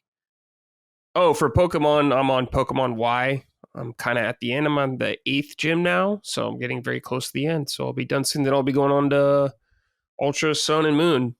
So I'll be kind of playing along at the same time maybe Mike is playing. So that could be interesting. But yeah, that's it for me. If you want to hear more Summon Sign, we get into more of that. I talked about Split Fiction mostly on Summon Sign, which me and Gene talked about last week here. Did you finish more of it? No, I haven't played more of it. Just... You know how it is. There's too much stuff right now. I don't have time to play it. I'm sorry. I'm just like, I'm going to finish Kingdom Come. That's what I'm thinking, like, in my head. I'm going to beat this game. I'm going to do it. So I got to stay on that. I have to force myself to play Assassin's Creed Shadows right now, too, you know? And that's next week, you know? Yeah. It's coming up close. I'm probably not going to finish it, especially since looking at the whole map of Assassin's Creed Shadows. I can talk about this, but the map is fucking massive, man. I believe it, dude. It looks like all of Japan. And I'm like, what the fuck, you know? So just like I don't think people realize, but Assassin's Creed Valhalla had pretty much all of England and and more of it. So that's huge.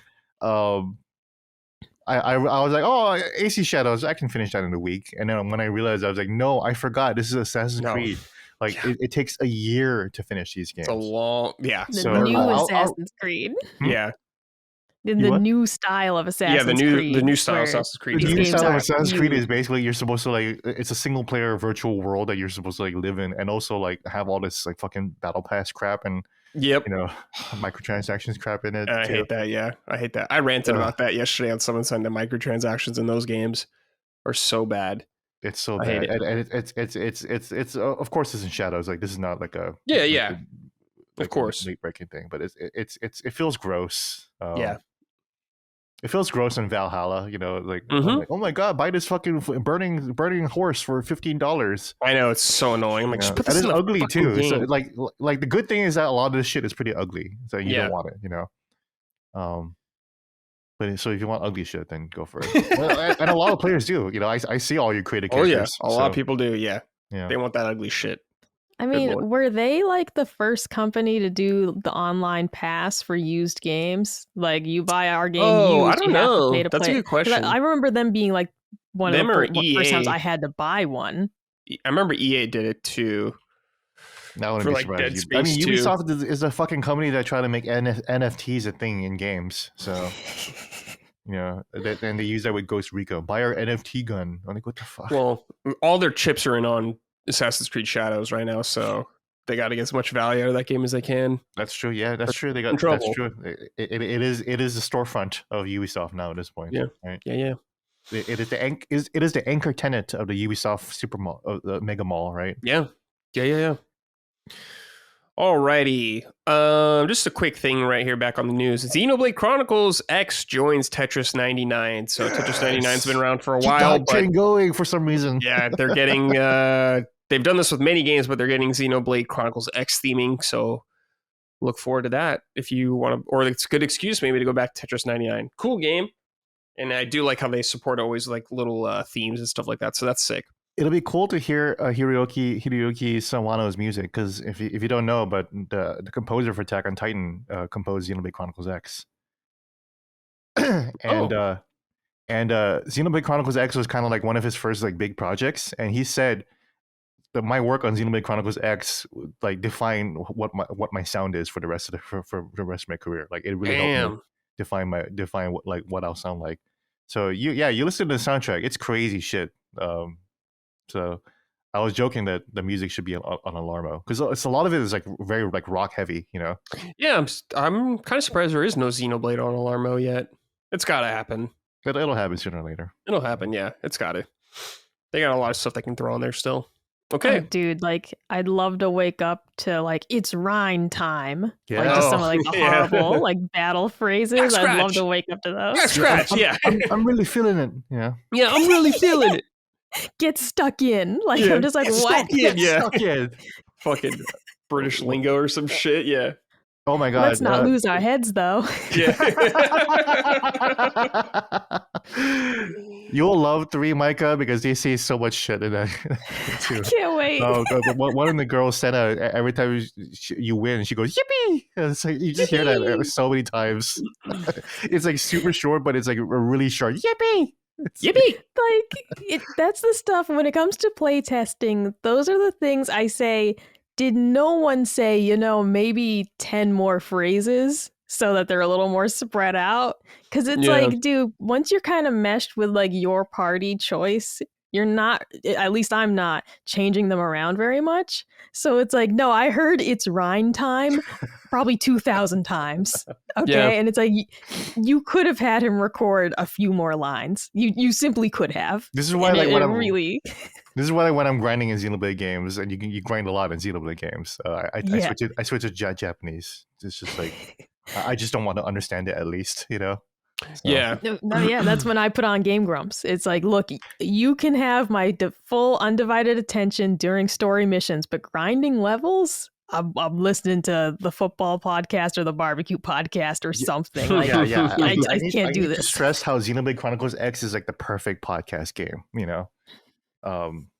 Absolutely. I ran through so many YouTube video essays playing this game too. Sure. I love podcast games. Sure. Nothing wrong with that every now and then. Assassin's Creed Shadows is kind of like one too, actually. Yeah.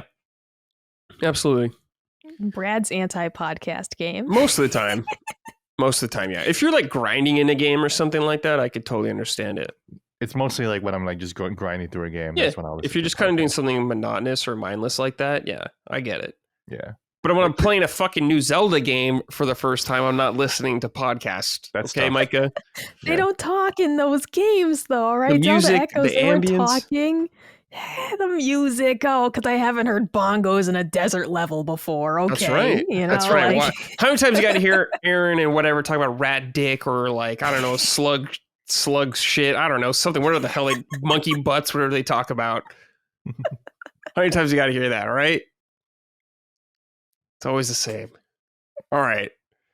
Since last week was the Switch's 8th anniversary, and it's a slow week, I thought, why not look back at the Wii U launch?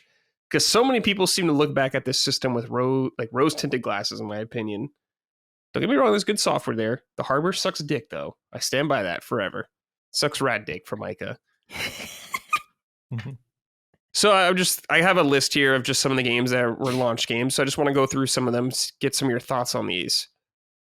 The Wii U was a strange game because a lot of the games that came out on it had already been out also on other platforms, and it just came out later and sometimes worse versions of those games. First one we got right away is Assassin's Creed 3.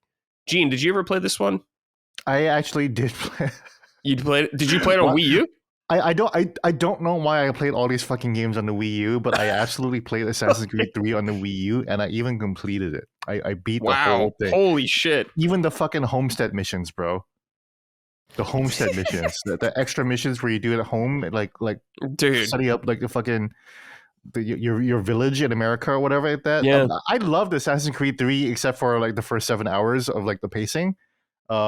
But I love the hell out of the game. The movement, the combat. You know, I love America. Being in America, that's awesome. The story was cool. So yeah, I played the shit out of AC3 for some reason on the Wii U. You're into it. Okay. I bought the stupid Wii U. I wanted to play for something, you know. So yeah, it's fair. Yeah.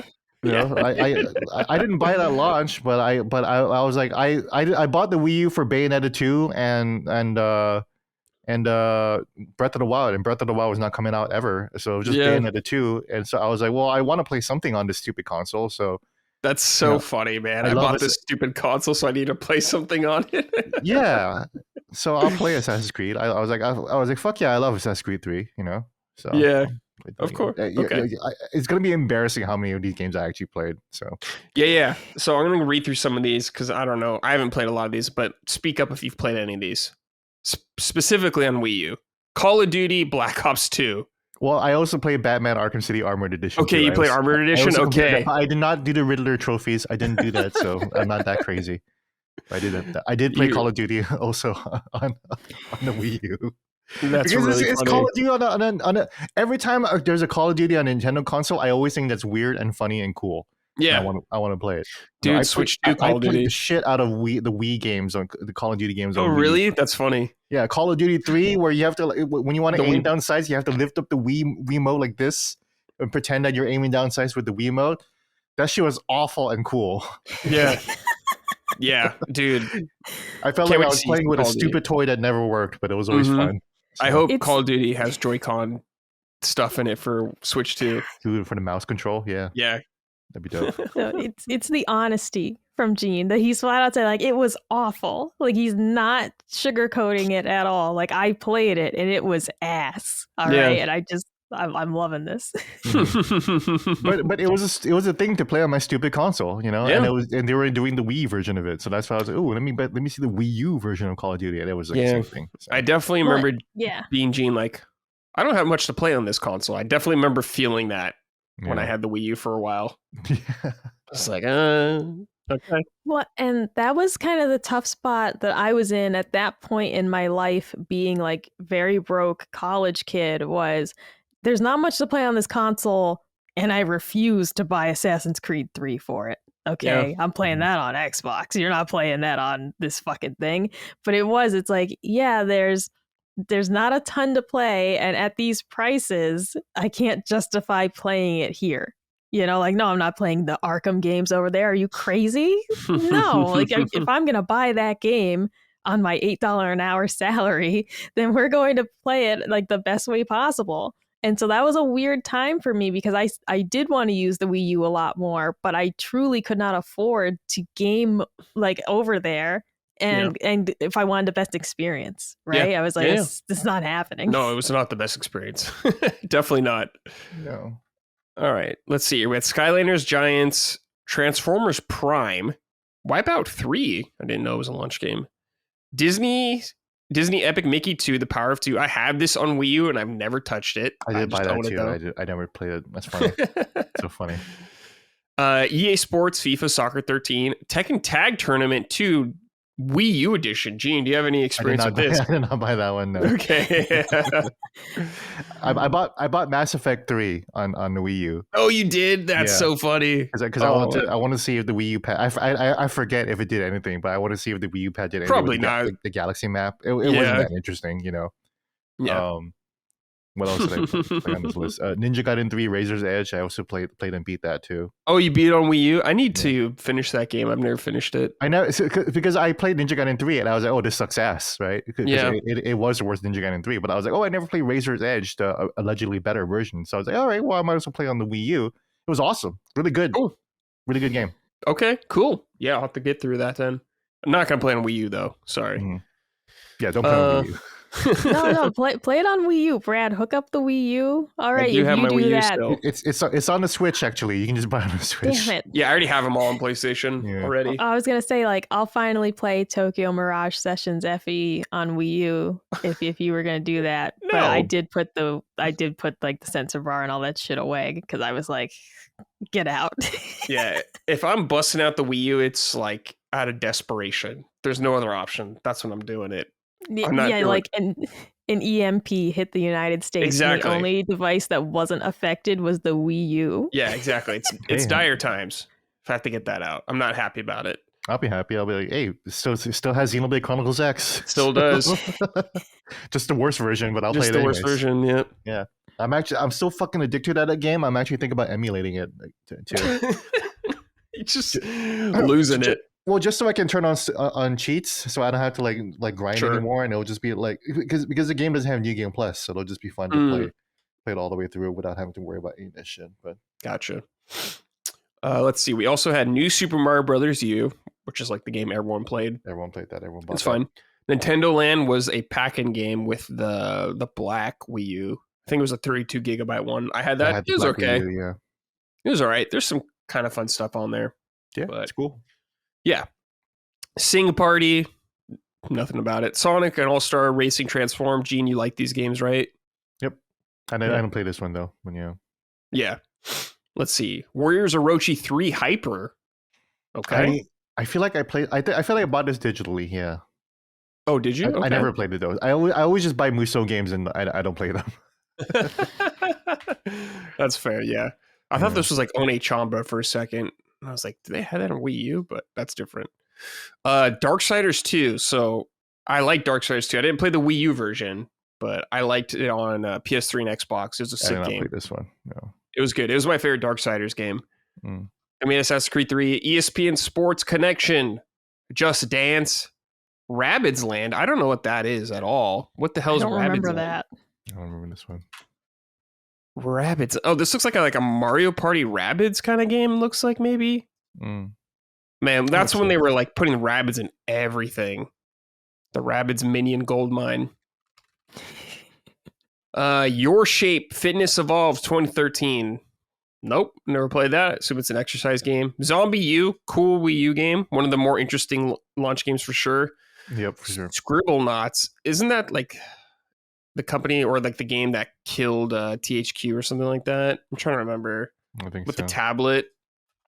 Oh, that is separate. That was like the U Draw game tablet. Oh yeah, that's it. Yeah, you're right. That's that. Which I loved. Yeah, which you loved. Love that fucking thing. Killed the company.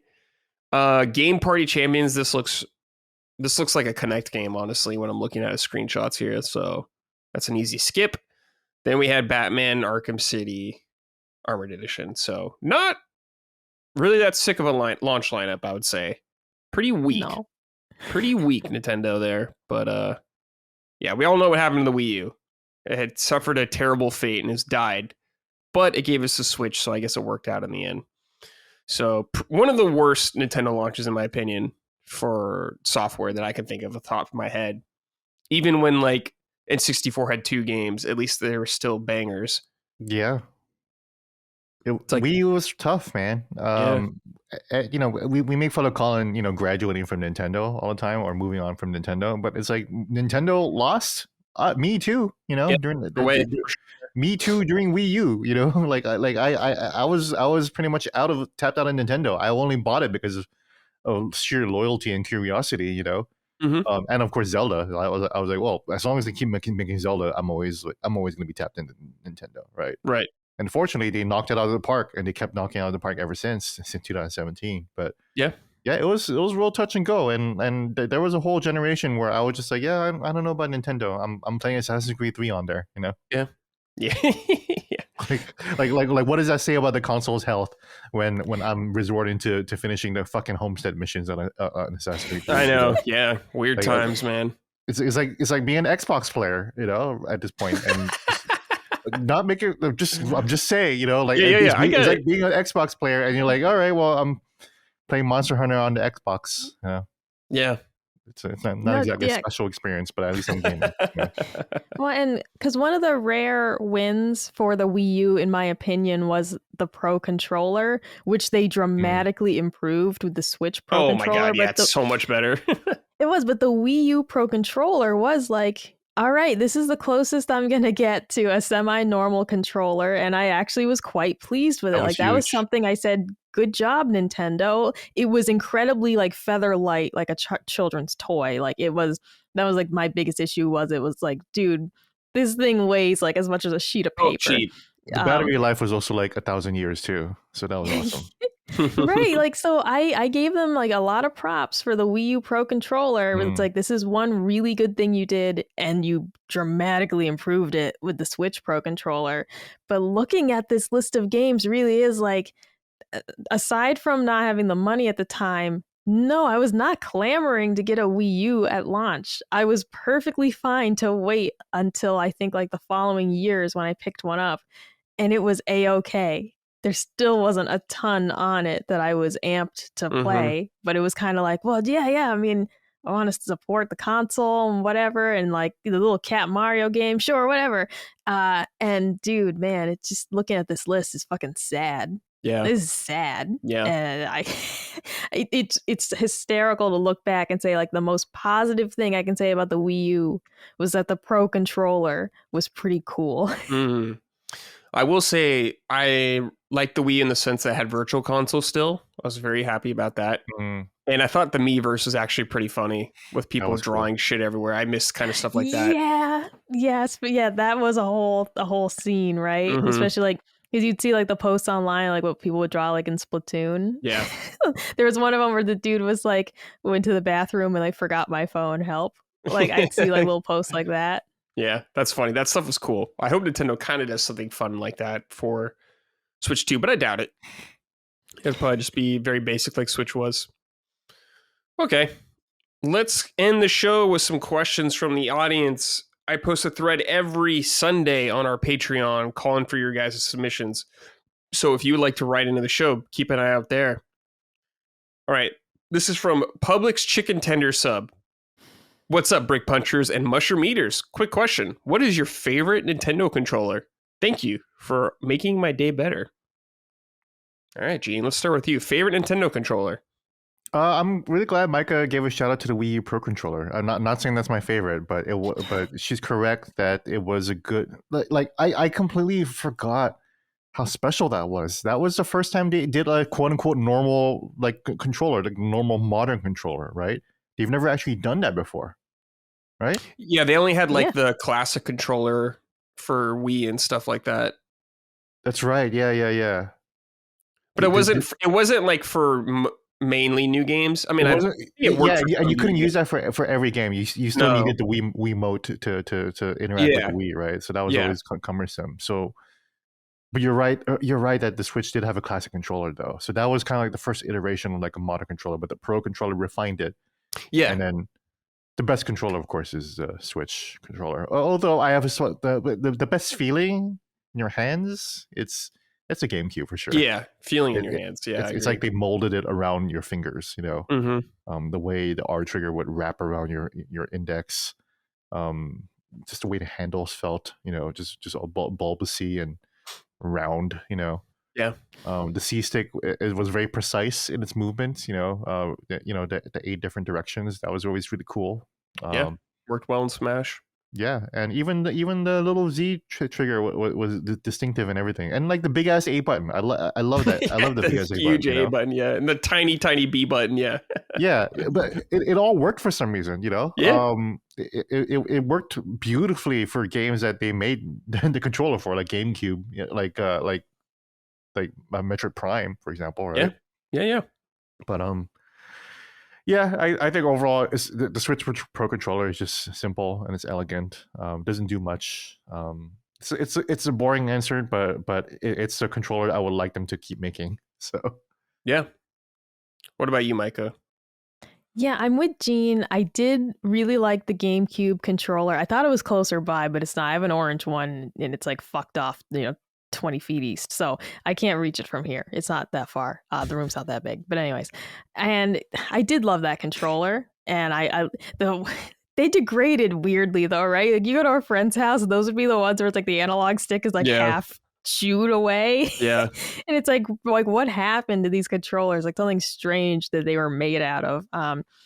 But no, the boring answer, I'm not going to lie to you. I did love the Wiimote and nunchuck combo. Oh, I'm not going to lie. I fucking loved that. Okay, I get it. I mean, I felt, because it almost felt like you were like driving stick, right? Like, and it was just kind of like you're just very occupied. Mm-hmm. You felt very busy. And I did really like that. It was something different than having your hands together. And it's like, yeah, you can kind of sit in a more natural way. Yeah, you can I don't know. sit spread out like that. Yeah, like there was something I did like the Wiimote and nunchuck. Now I didn't love. That's exactly what it's like.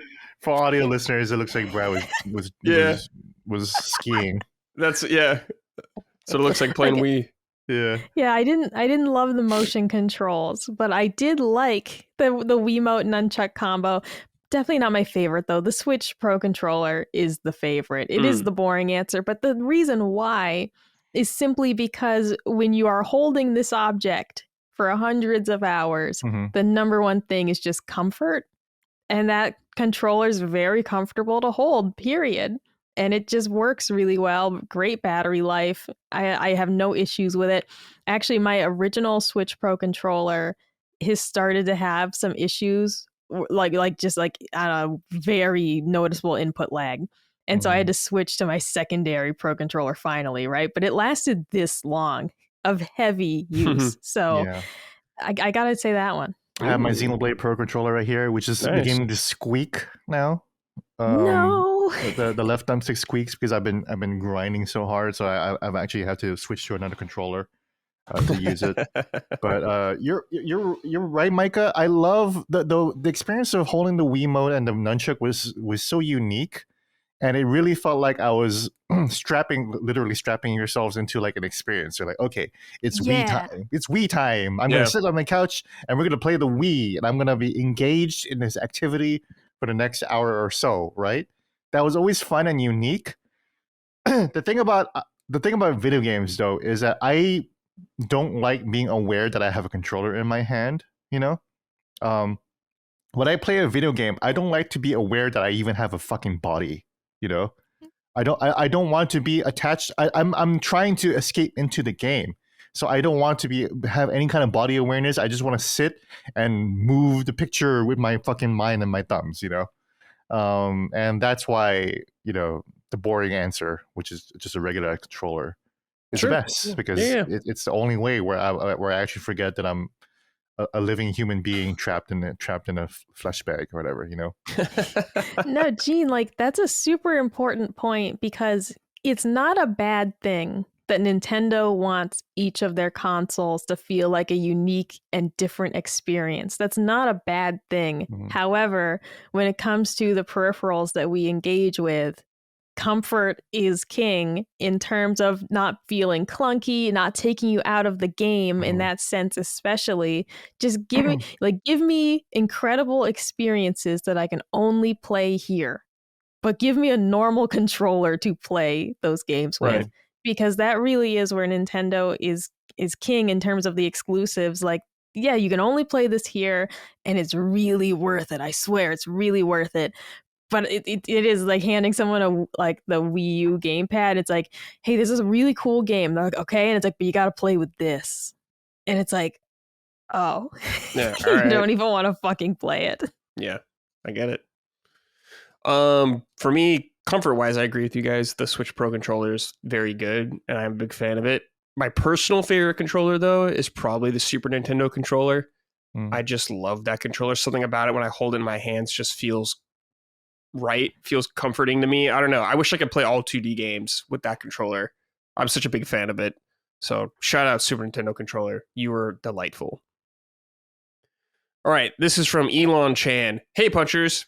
I never quite realized how much the Switch is a gooner machine. Please allow me to elaborate by sharing a real-life horror story. Trying to be a responsible parent, I check out the games my kids ask for. In this case, my oldest son.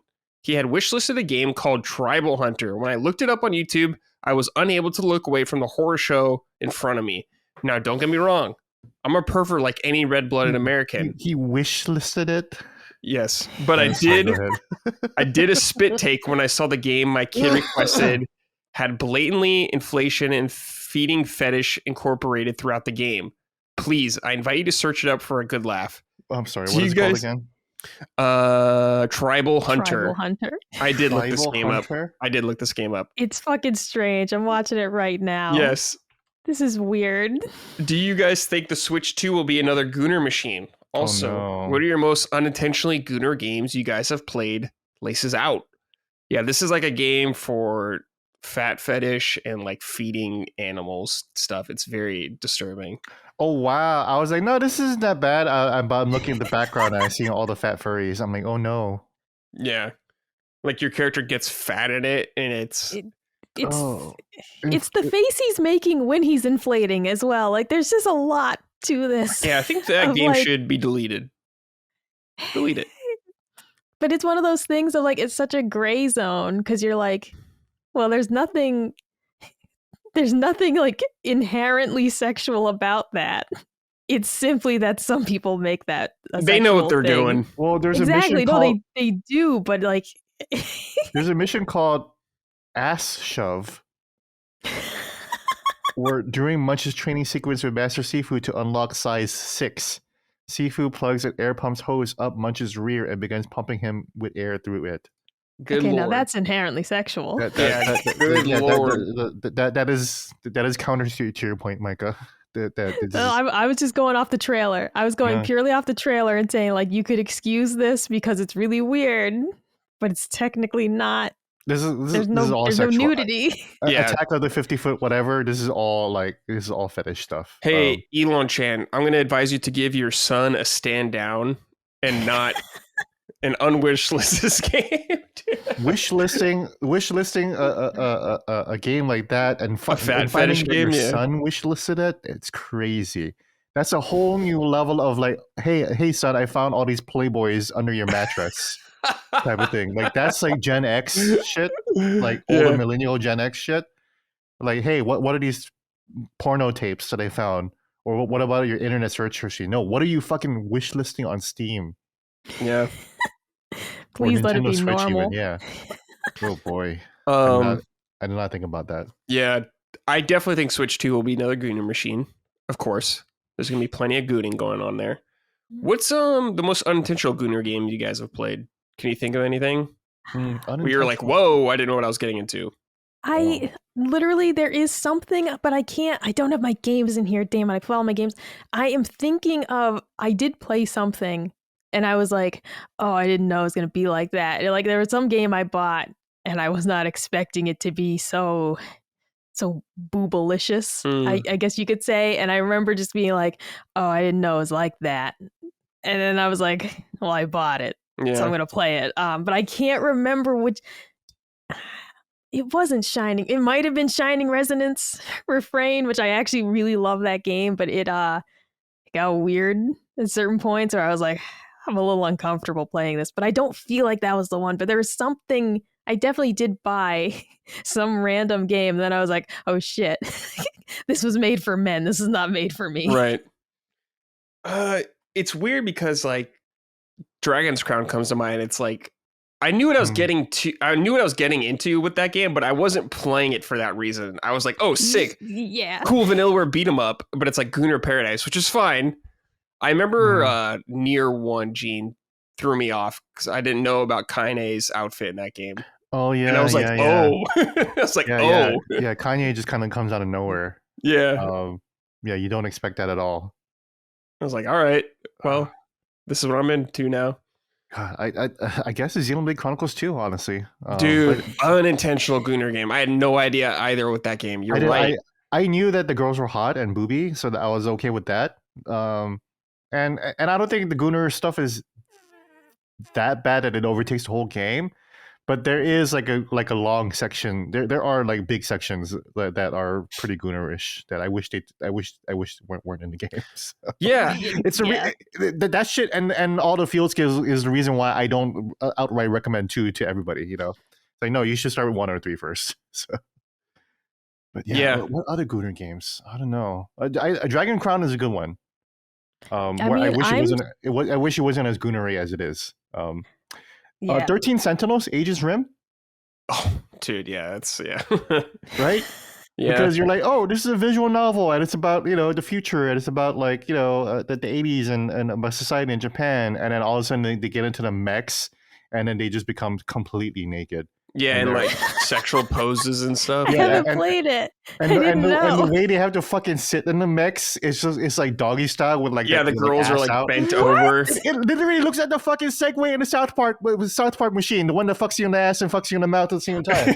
Oh my god, dude, no, because like Colin played like the first like 2 hours of that game, and he was like, "I'm just not really feeling this," and I was like, "Yeah, I'm not really into it either," and so we never saw any of that. Yeah, you didn't get to the battle system. Oh my god! I'm just like, what the fuck? I was like, yeah, cool, really thoughtful game. I'm really into the story, and I really want to see what they have to say. And then the battle system starts. I was like, oh yeah, let's figure out this battle system. I know that it's really simple and very like strategic. And then the fucking girl gets in it, and she's like her butt just like, and she's all naked, and she's like, oh my god! I was like, what the fuck? Like what, dude? 13 I was going to Sentinels. try that out at some point, and I'm not going to. The guys, I installed it because I want to finish it. I want to finish it someday. It's funny because the guys are like angled to be like on top of you or something like that. So it's like, oh my, they go both ways. Together? No, not together, but like in separate mechs. God. But it's very funny, dude. Because like actually, I was pretty excited actually about that Atelier Yumiya.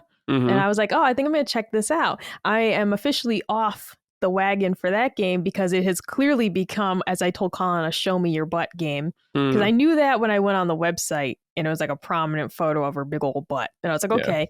But then I saw the cover of the game and they did one of those Instagram poses where it looks like her spine is like contorted to show the ass and the face at the same time. And I'm like, bro, I'm just not playing this. The skirt's flapped up. I'm like, you know what?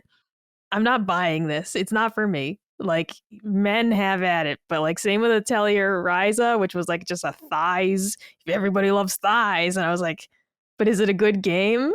You know, and like on reviews are mostly just talking about how cool her thighs are. But I was like, but is it good? And I'm just recognizing like they're not making these games for me. They're making these games to be looked at. Yeah. Okay. Let's see here. Now we have from Astro Paraking. Hello, everyone. This one is from Micah. I want to give you the floor to express your feelings about Brad How do you say this guy's Marchand? Marchand being traded to my Florida Panthers. As much as I am happy to have him, I feel like once his time is done with us, he should retire a Bruin.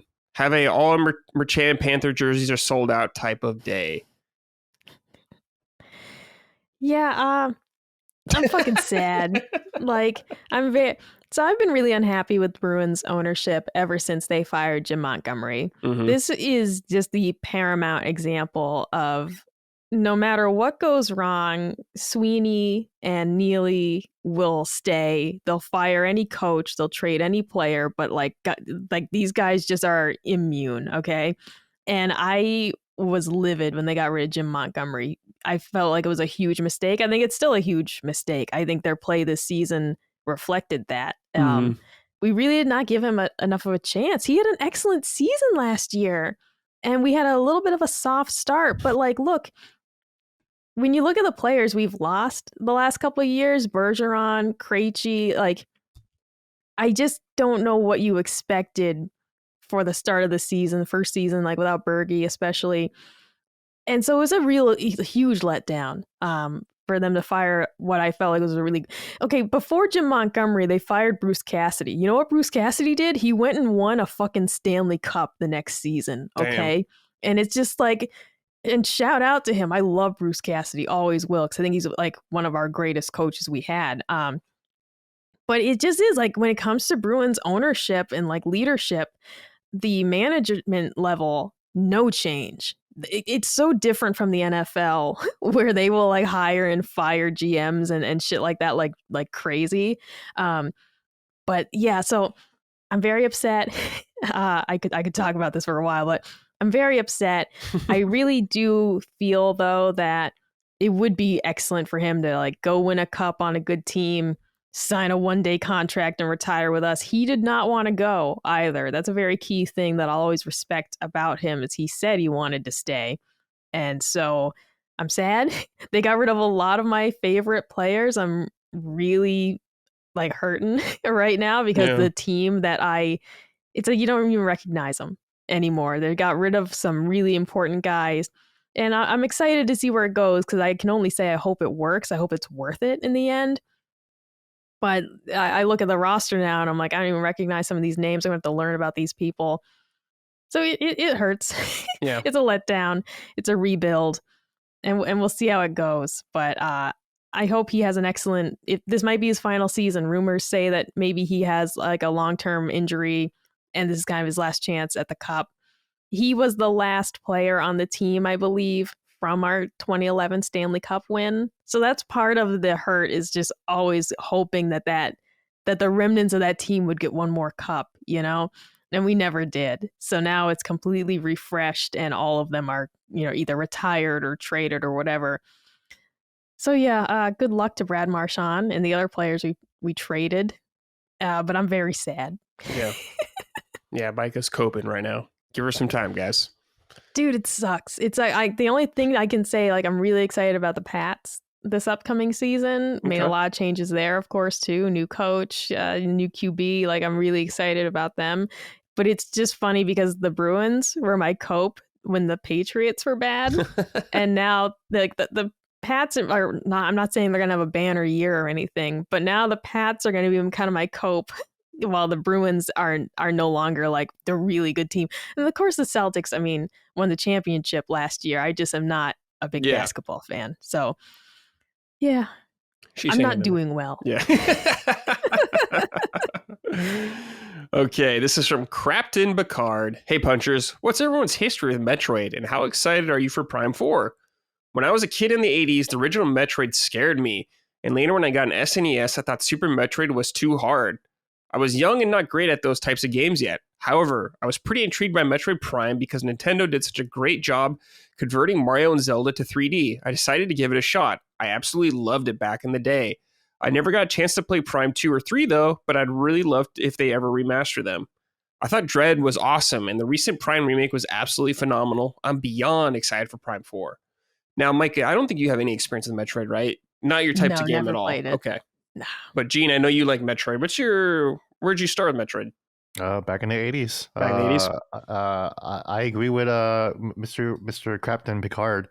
Metroid scared me back in the day. The music was eerie. You know, yeah, it is. You know, back then music is like da da da da da da da da da da da. It's like very cheery and triumphant, and Metroid is like electronic and sparse, and there's so many empty sounds in there. You know, it's really trying to when you go down the elevator, there's like no music or anything like that. It's very intense. There's no, dude. I like playing a video game with no music was so rare. Playing a Nintendo game with no music was so rare. You know, so it definitely gave you the sense of like horror and adventure, and you don't know what's coming next.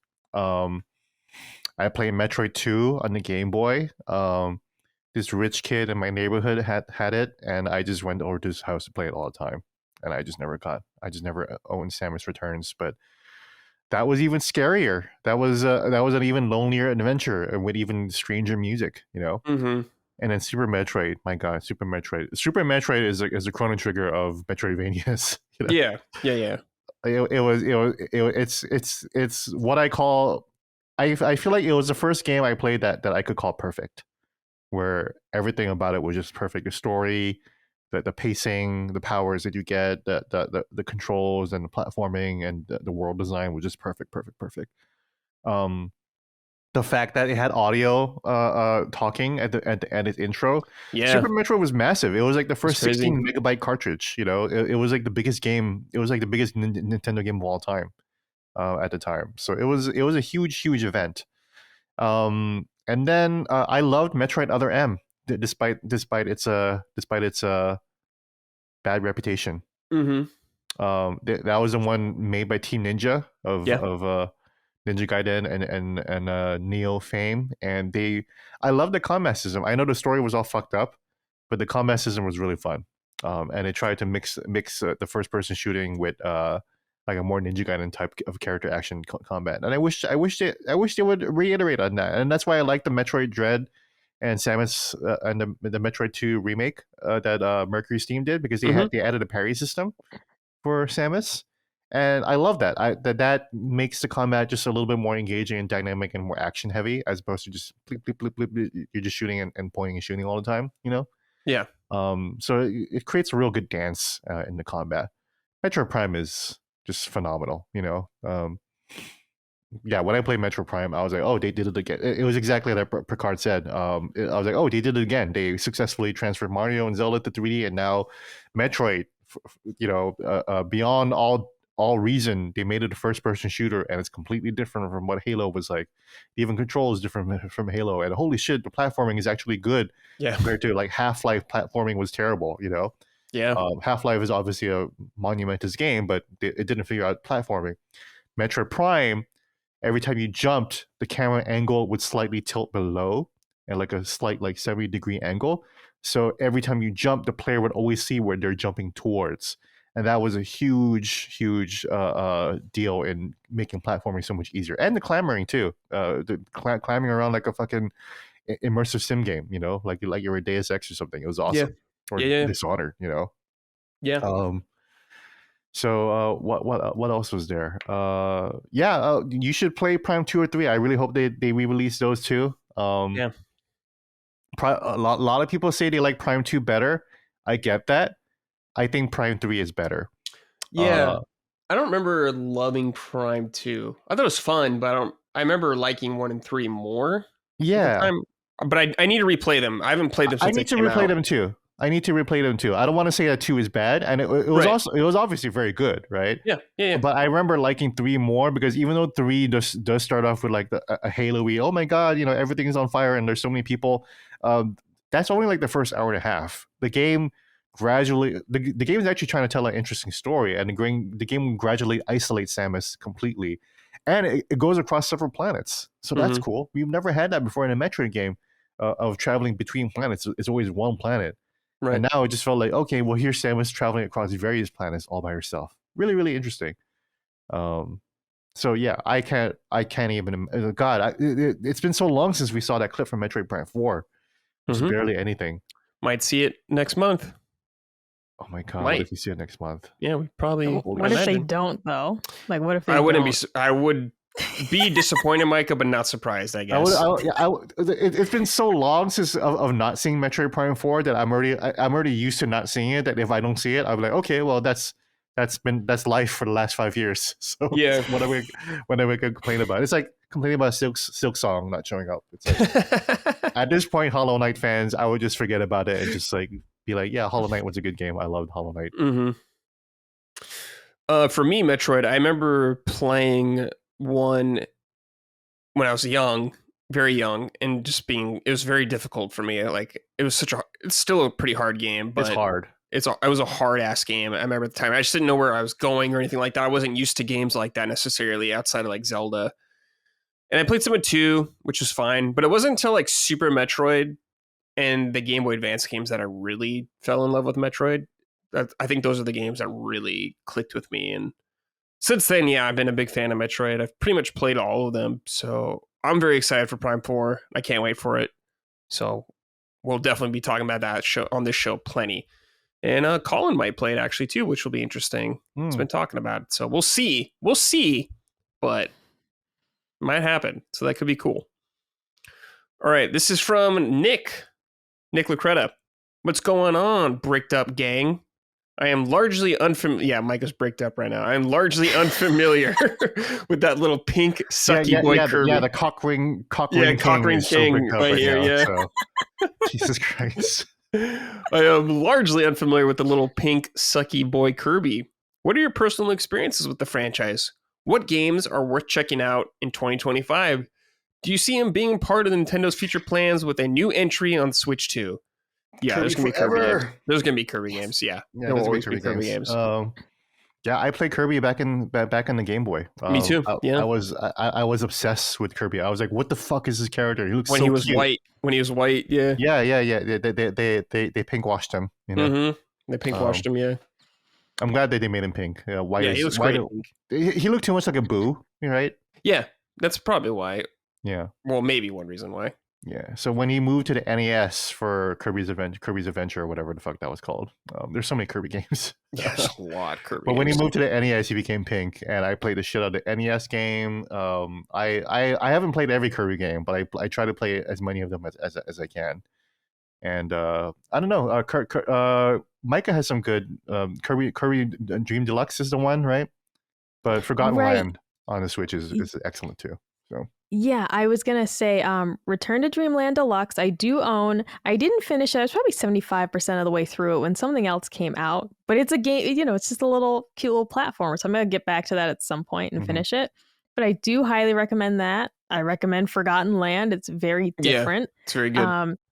I recommend Star Allies, but I'll say that game is very easy for the first 80%. And then it's suddenly really difficult at the end. But it's a very fun game, but I will say it's pretty easy for the average adult. Star Allies is more for the Kirby Mega fan. It's kind of like the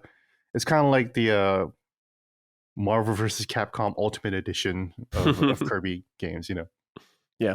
Because it has all the past characters and everything too in there. So exactly, it's really it's a very fun game. But I remember the whole point is playing it in co-op, and I was like, all right, X and I played it together, and the whole game we're like, this is stupidly easy. Yeah. And then they have this final section that was like, holy shit, this is like a Souls game all of a sudden. And it's because it's not out yet, I believe, but Kirby Planet Robobot is coming to Nintendo Switch.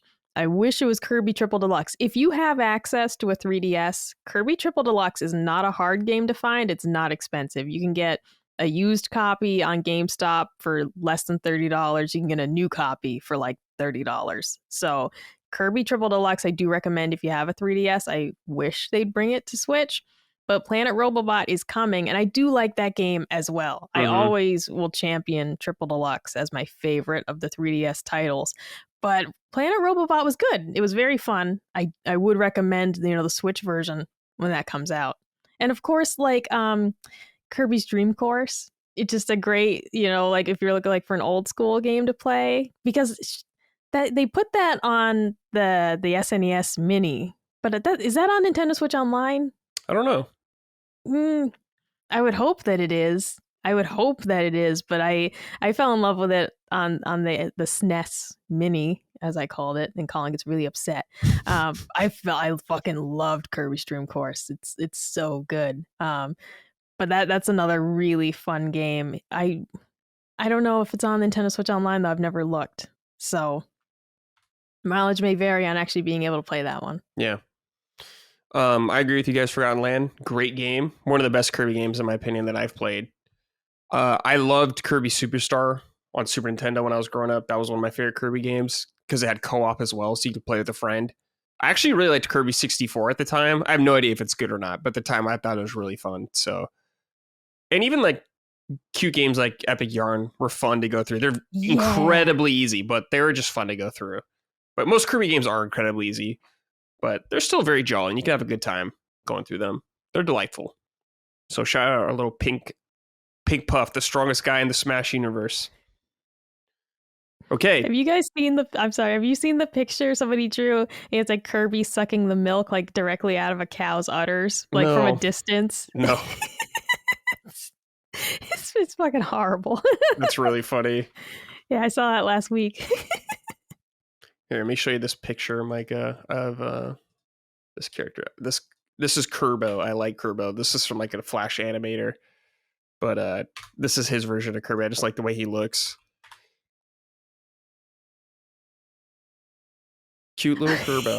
Because he's like Ditto. He's like Ditto version of Kirby. Yeah. Oh, that's so cute. Yeah, he's a cute guy. All right. Final writing here is from Joshua LeGroux. Hey, y'all.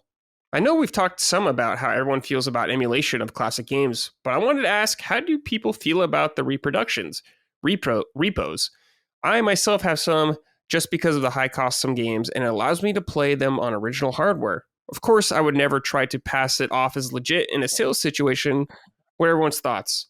I actually don't have any repos, so I haven't really run into a circumstance where I haven't, but I know people kind of do like, I guess, like a repo for like Mother 3 where they put it on a cartridge and has like the fan translations on and stuff. And I've seen a ton of Pokemon games like this as well. Yes. I personally don't have a problem with it, but if you're trying to sell it as like a legit copy, I have a big problem with that. But I mean, whatever, it's your prerogative. So I don't know. What do you guys think? I have not engaged in this practice at all. So yeah. Yeah, I mean, the only problem I have with it in theory is how shady some of it is. For example, after I played Fire Emblem, I think it's the Blazing Blade is the first one that's on Nintendo Switch Online. And I was like, oh man, I'd love to check out the other Fire Emblem, Game Boy Advance game. And stupidly expensive to get a real copy. And the thing is, you can find these repro carts really easily, but the reviews are abysmal. People saying like, this flat out doesn't work. You paid whatever for it, and it just doesn't actually even work past a certain level. And you're not getting like customer service from these people. They're selling stolen games on cartridges, right? So my thing is like, it's fine. Like, do as you will. Yeah. I'm not going to buy these though, because there's simply no guarantee that they work. Right. The reviews are there, thankfully, to often tell you that they don't work. Like, you see them a lot on Etsy and shit like that. But I obviously, like, yeah, don't try and pass it off as the real thing. But otherwise, I don't care what you do. But I'm not going to buy these myself, because it just seems like a waste. For a lot of these simply seem to not work when you actually go read reviews and all that. Mm-hmm. Yeah. Yeah, just be careful out there if you buy some. You never know what you're going to get, like Micah was saying. So just be aware. But I have no problem if you do it, whatever. You can do your own thing. All right, guys. That's it. Another episode in the books. We are done. Before we get out of here, Micah, what do you got going on for the rest of the day? I'm going to go make some sausage and red sauce, hot Italian sausage. Colin's family, they call it gravy. I hate that. All right. It's red. It's pasta sauce. Yeah, it's pasta sauce. Relax, guys. It's not gravy. It's horrible, right? And then especially because he doesn't even really like real gravy.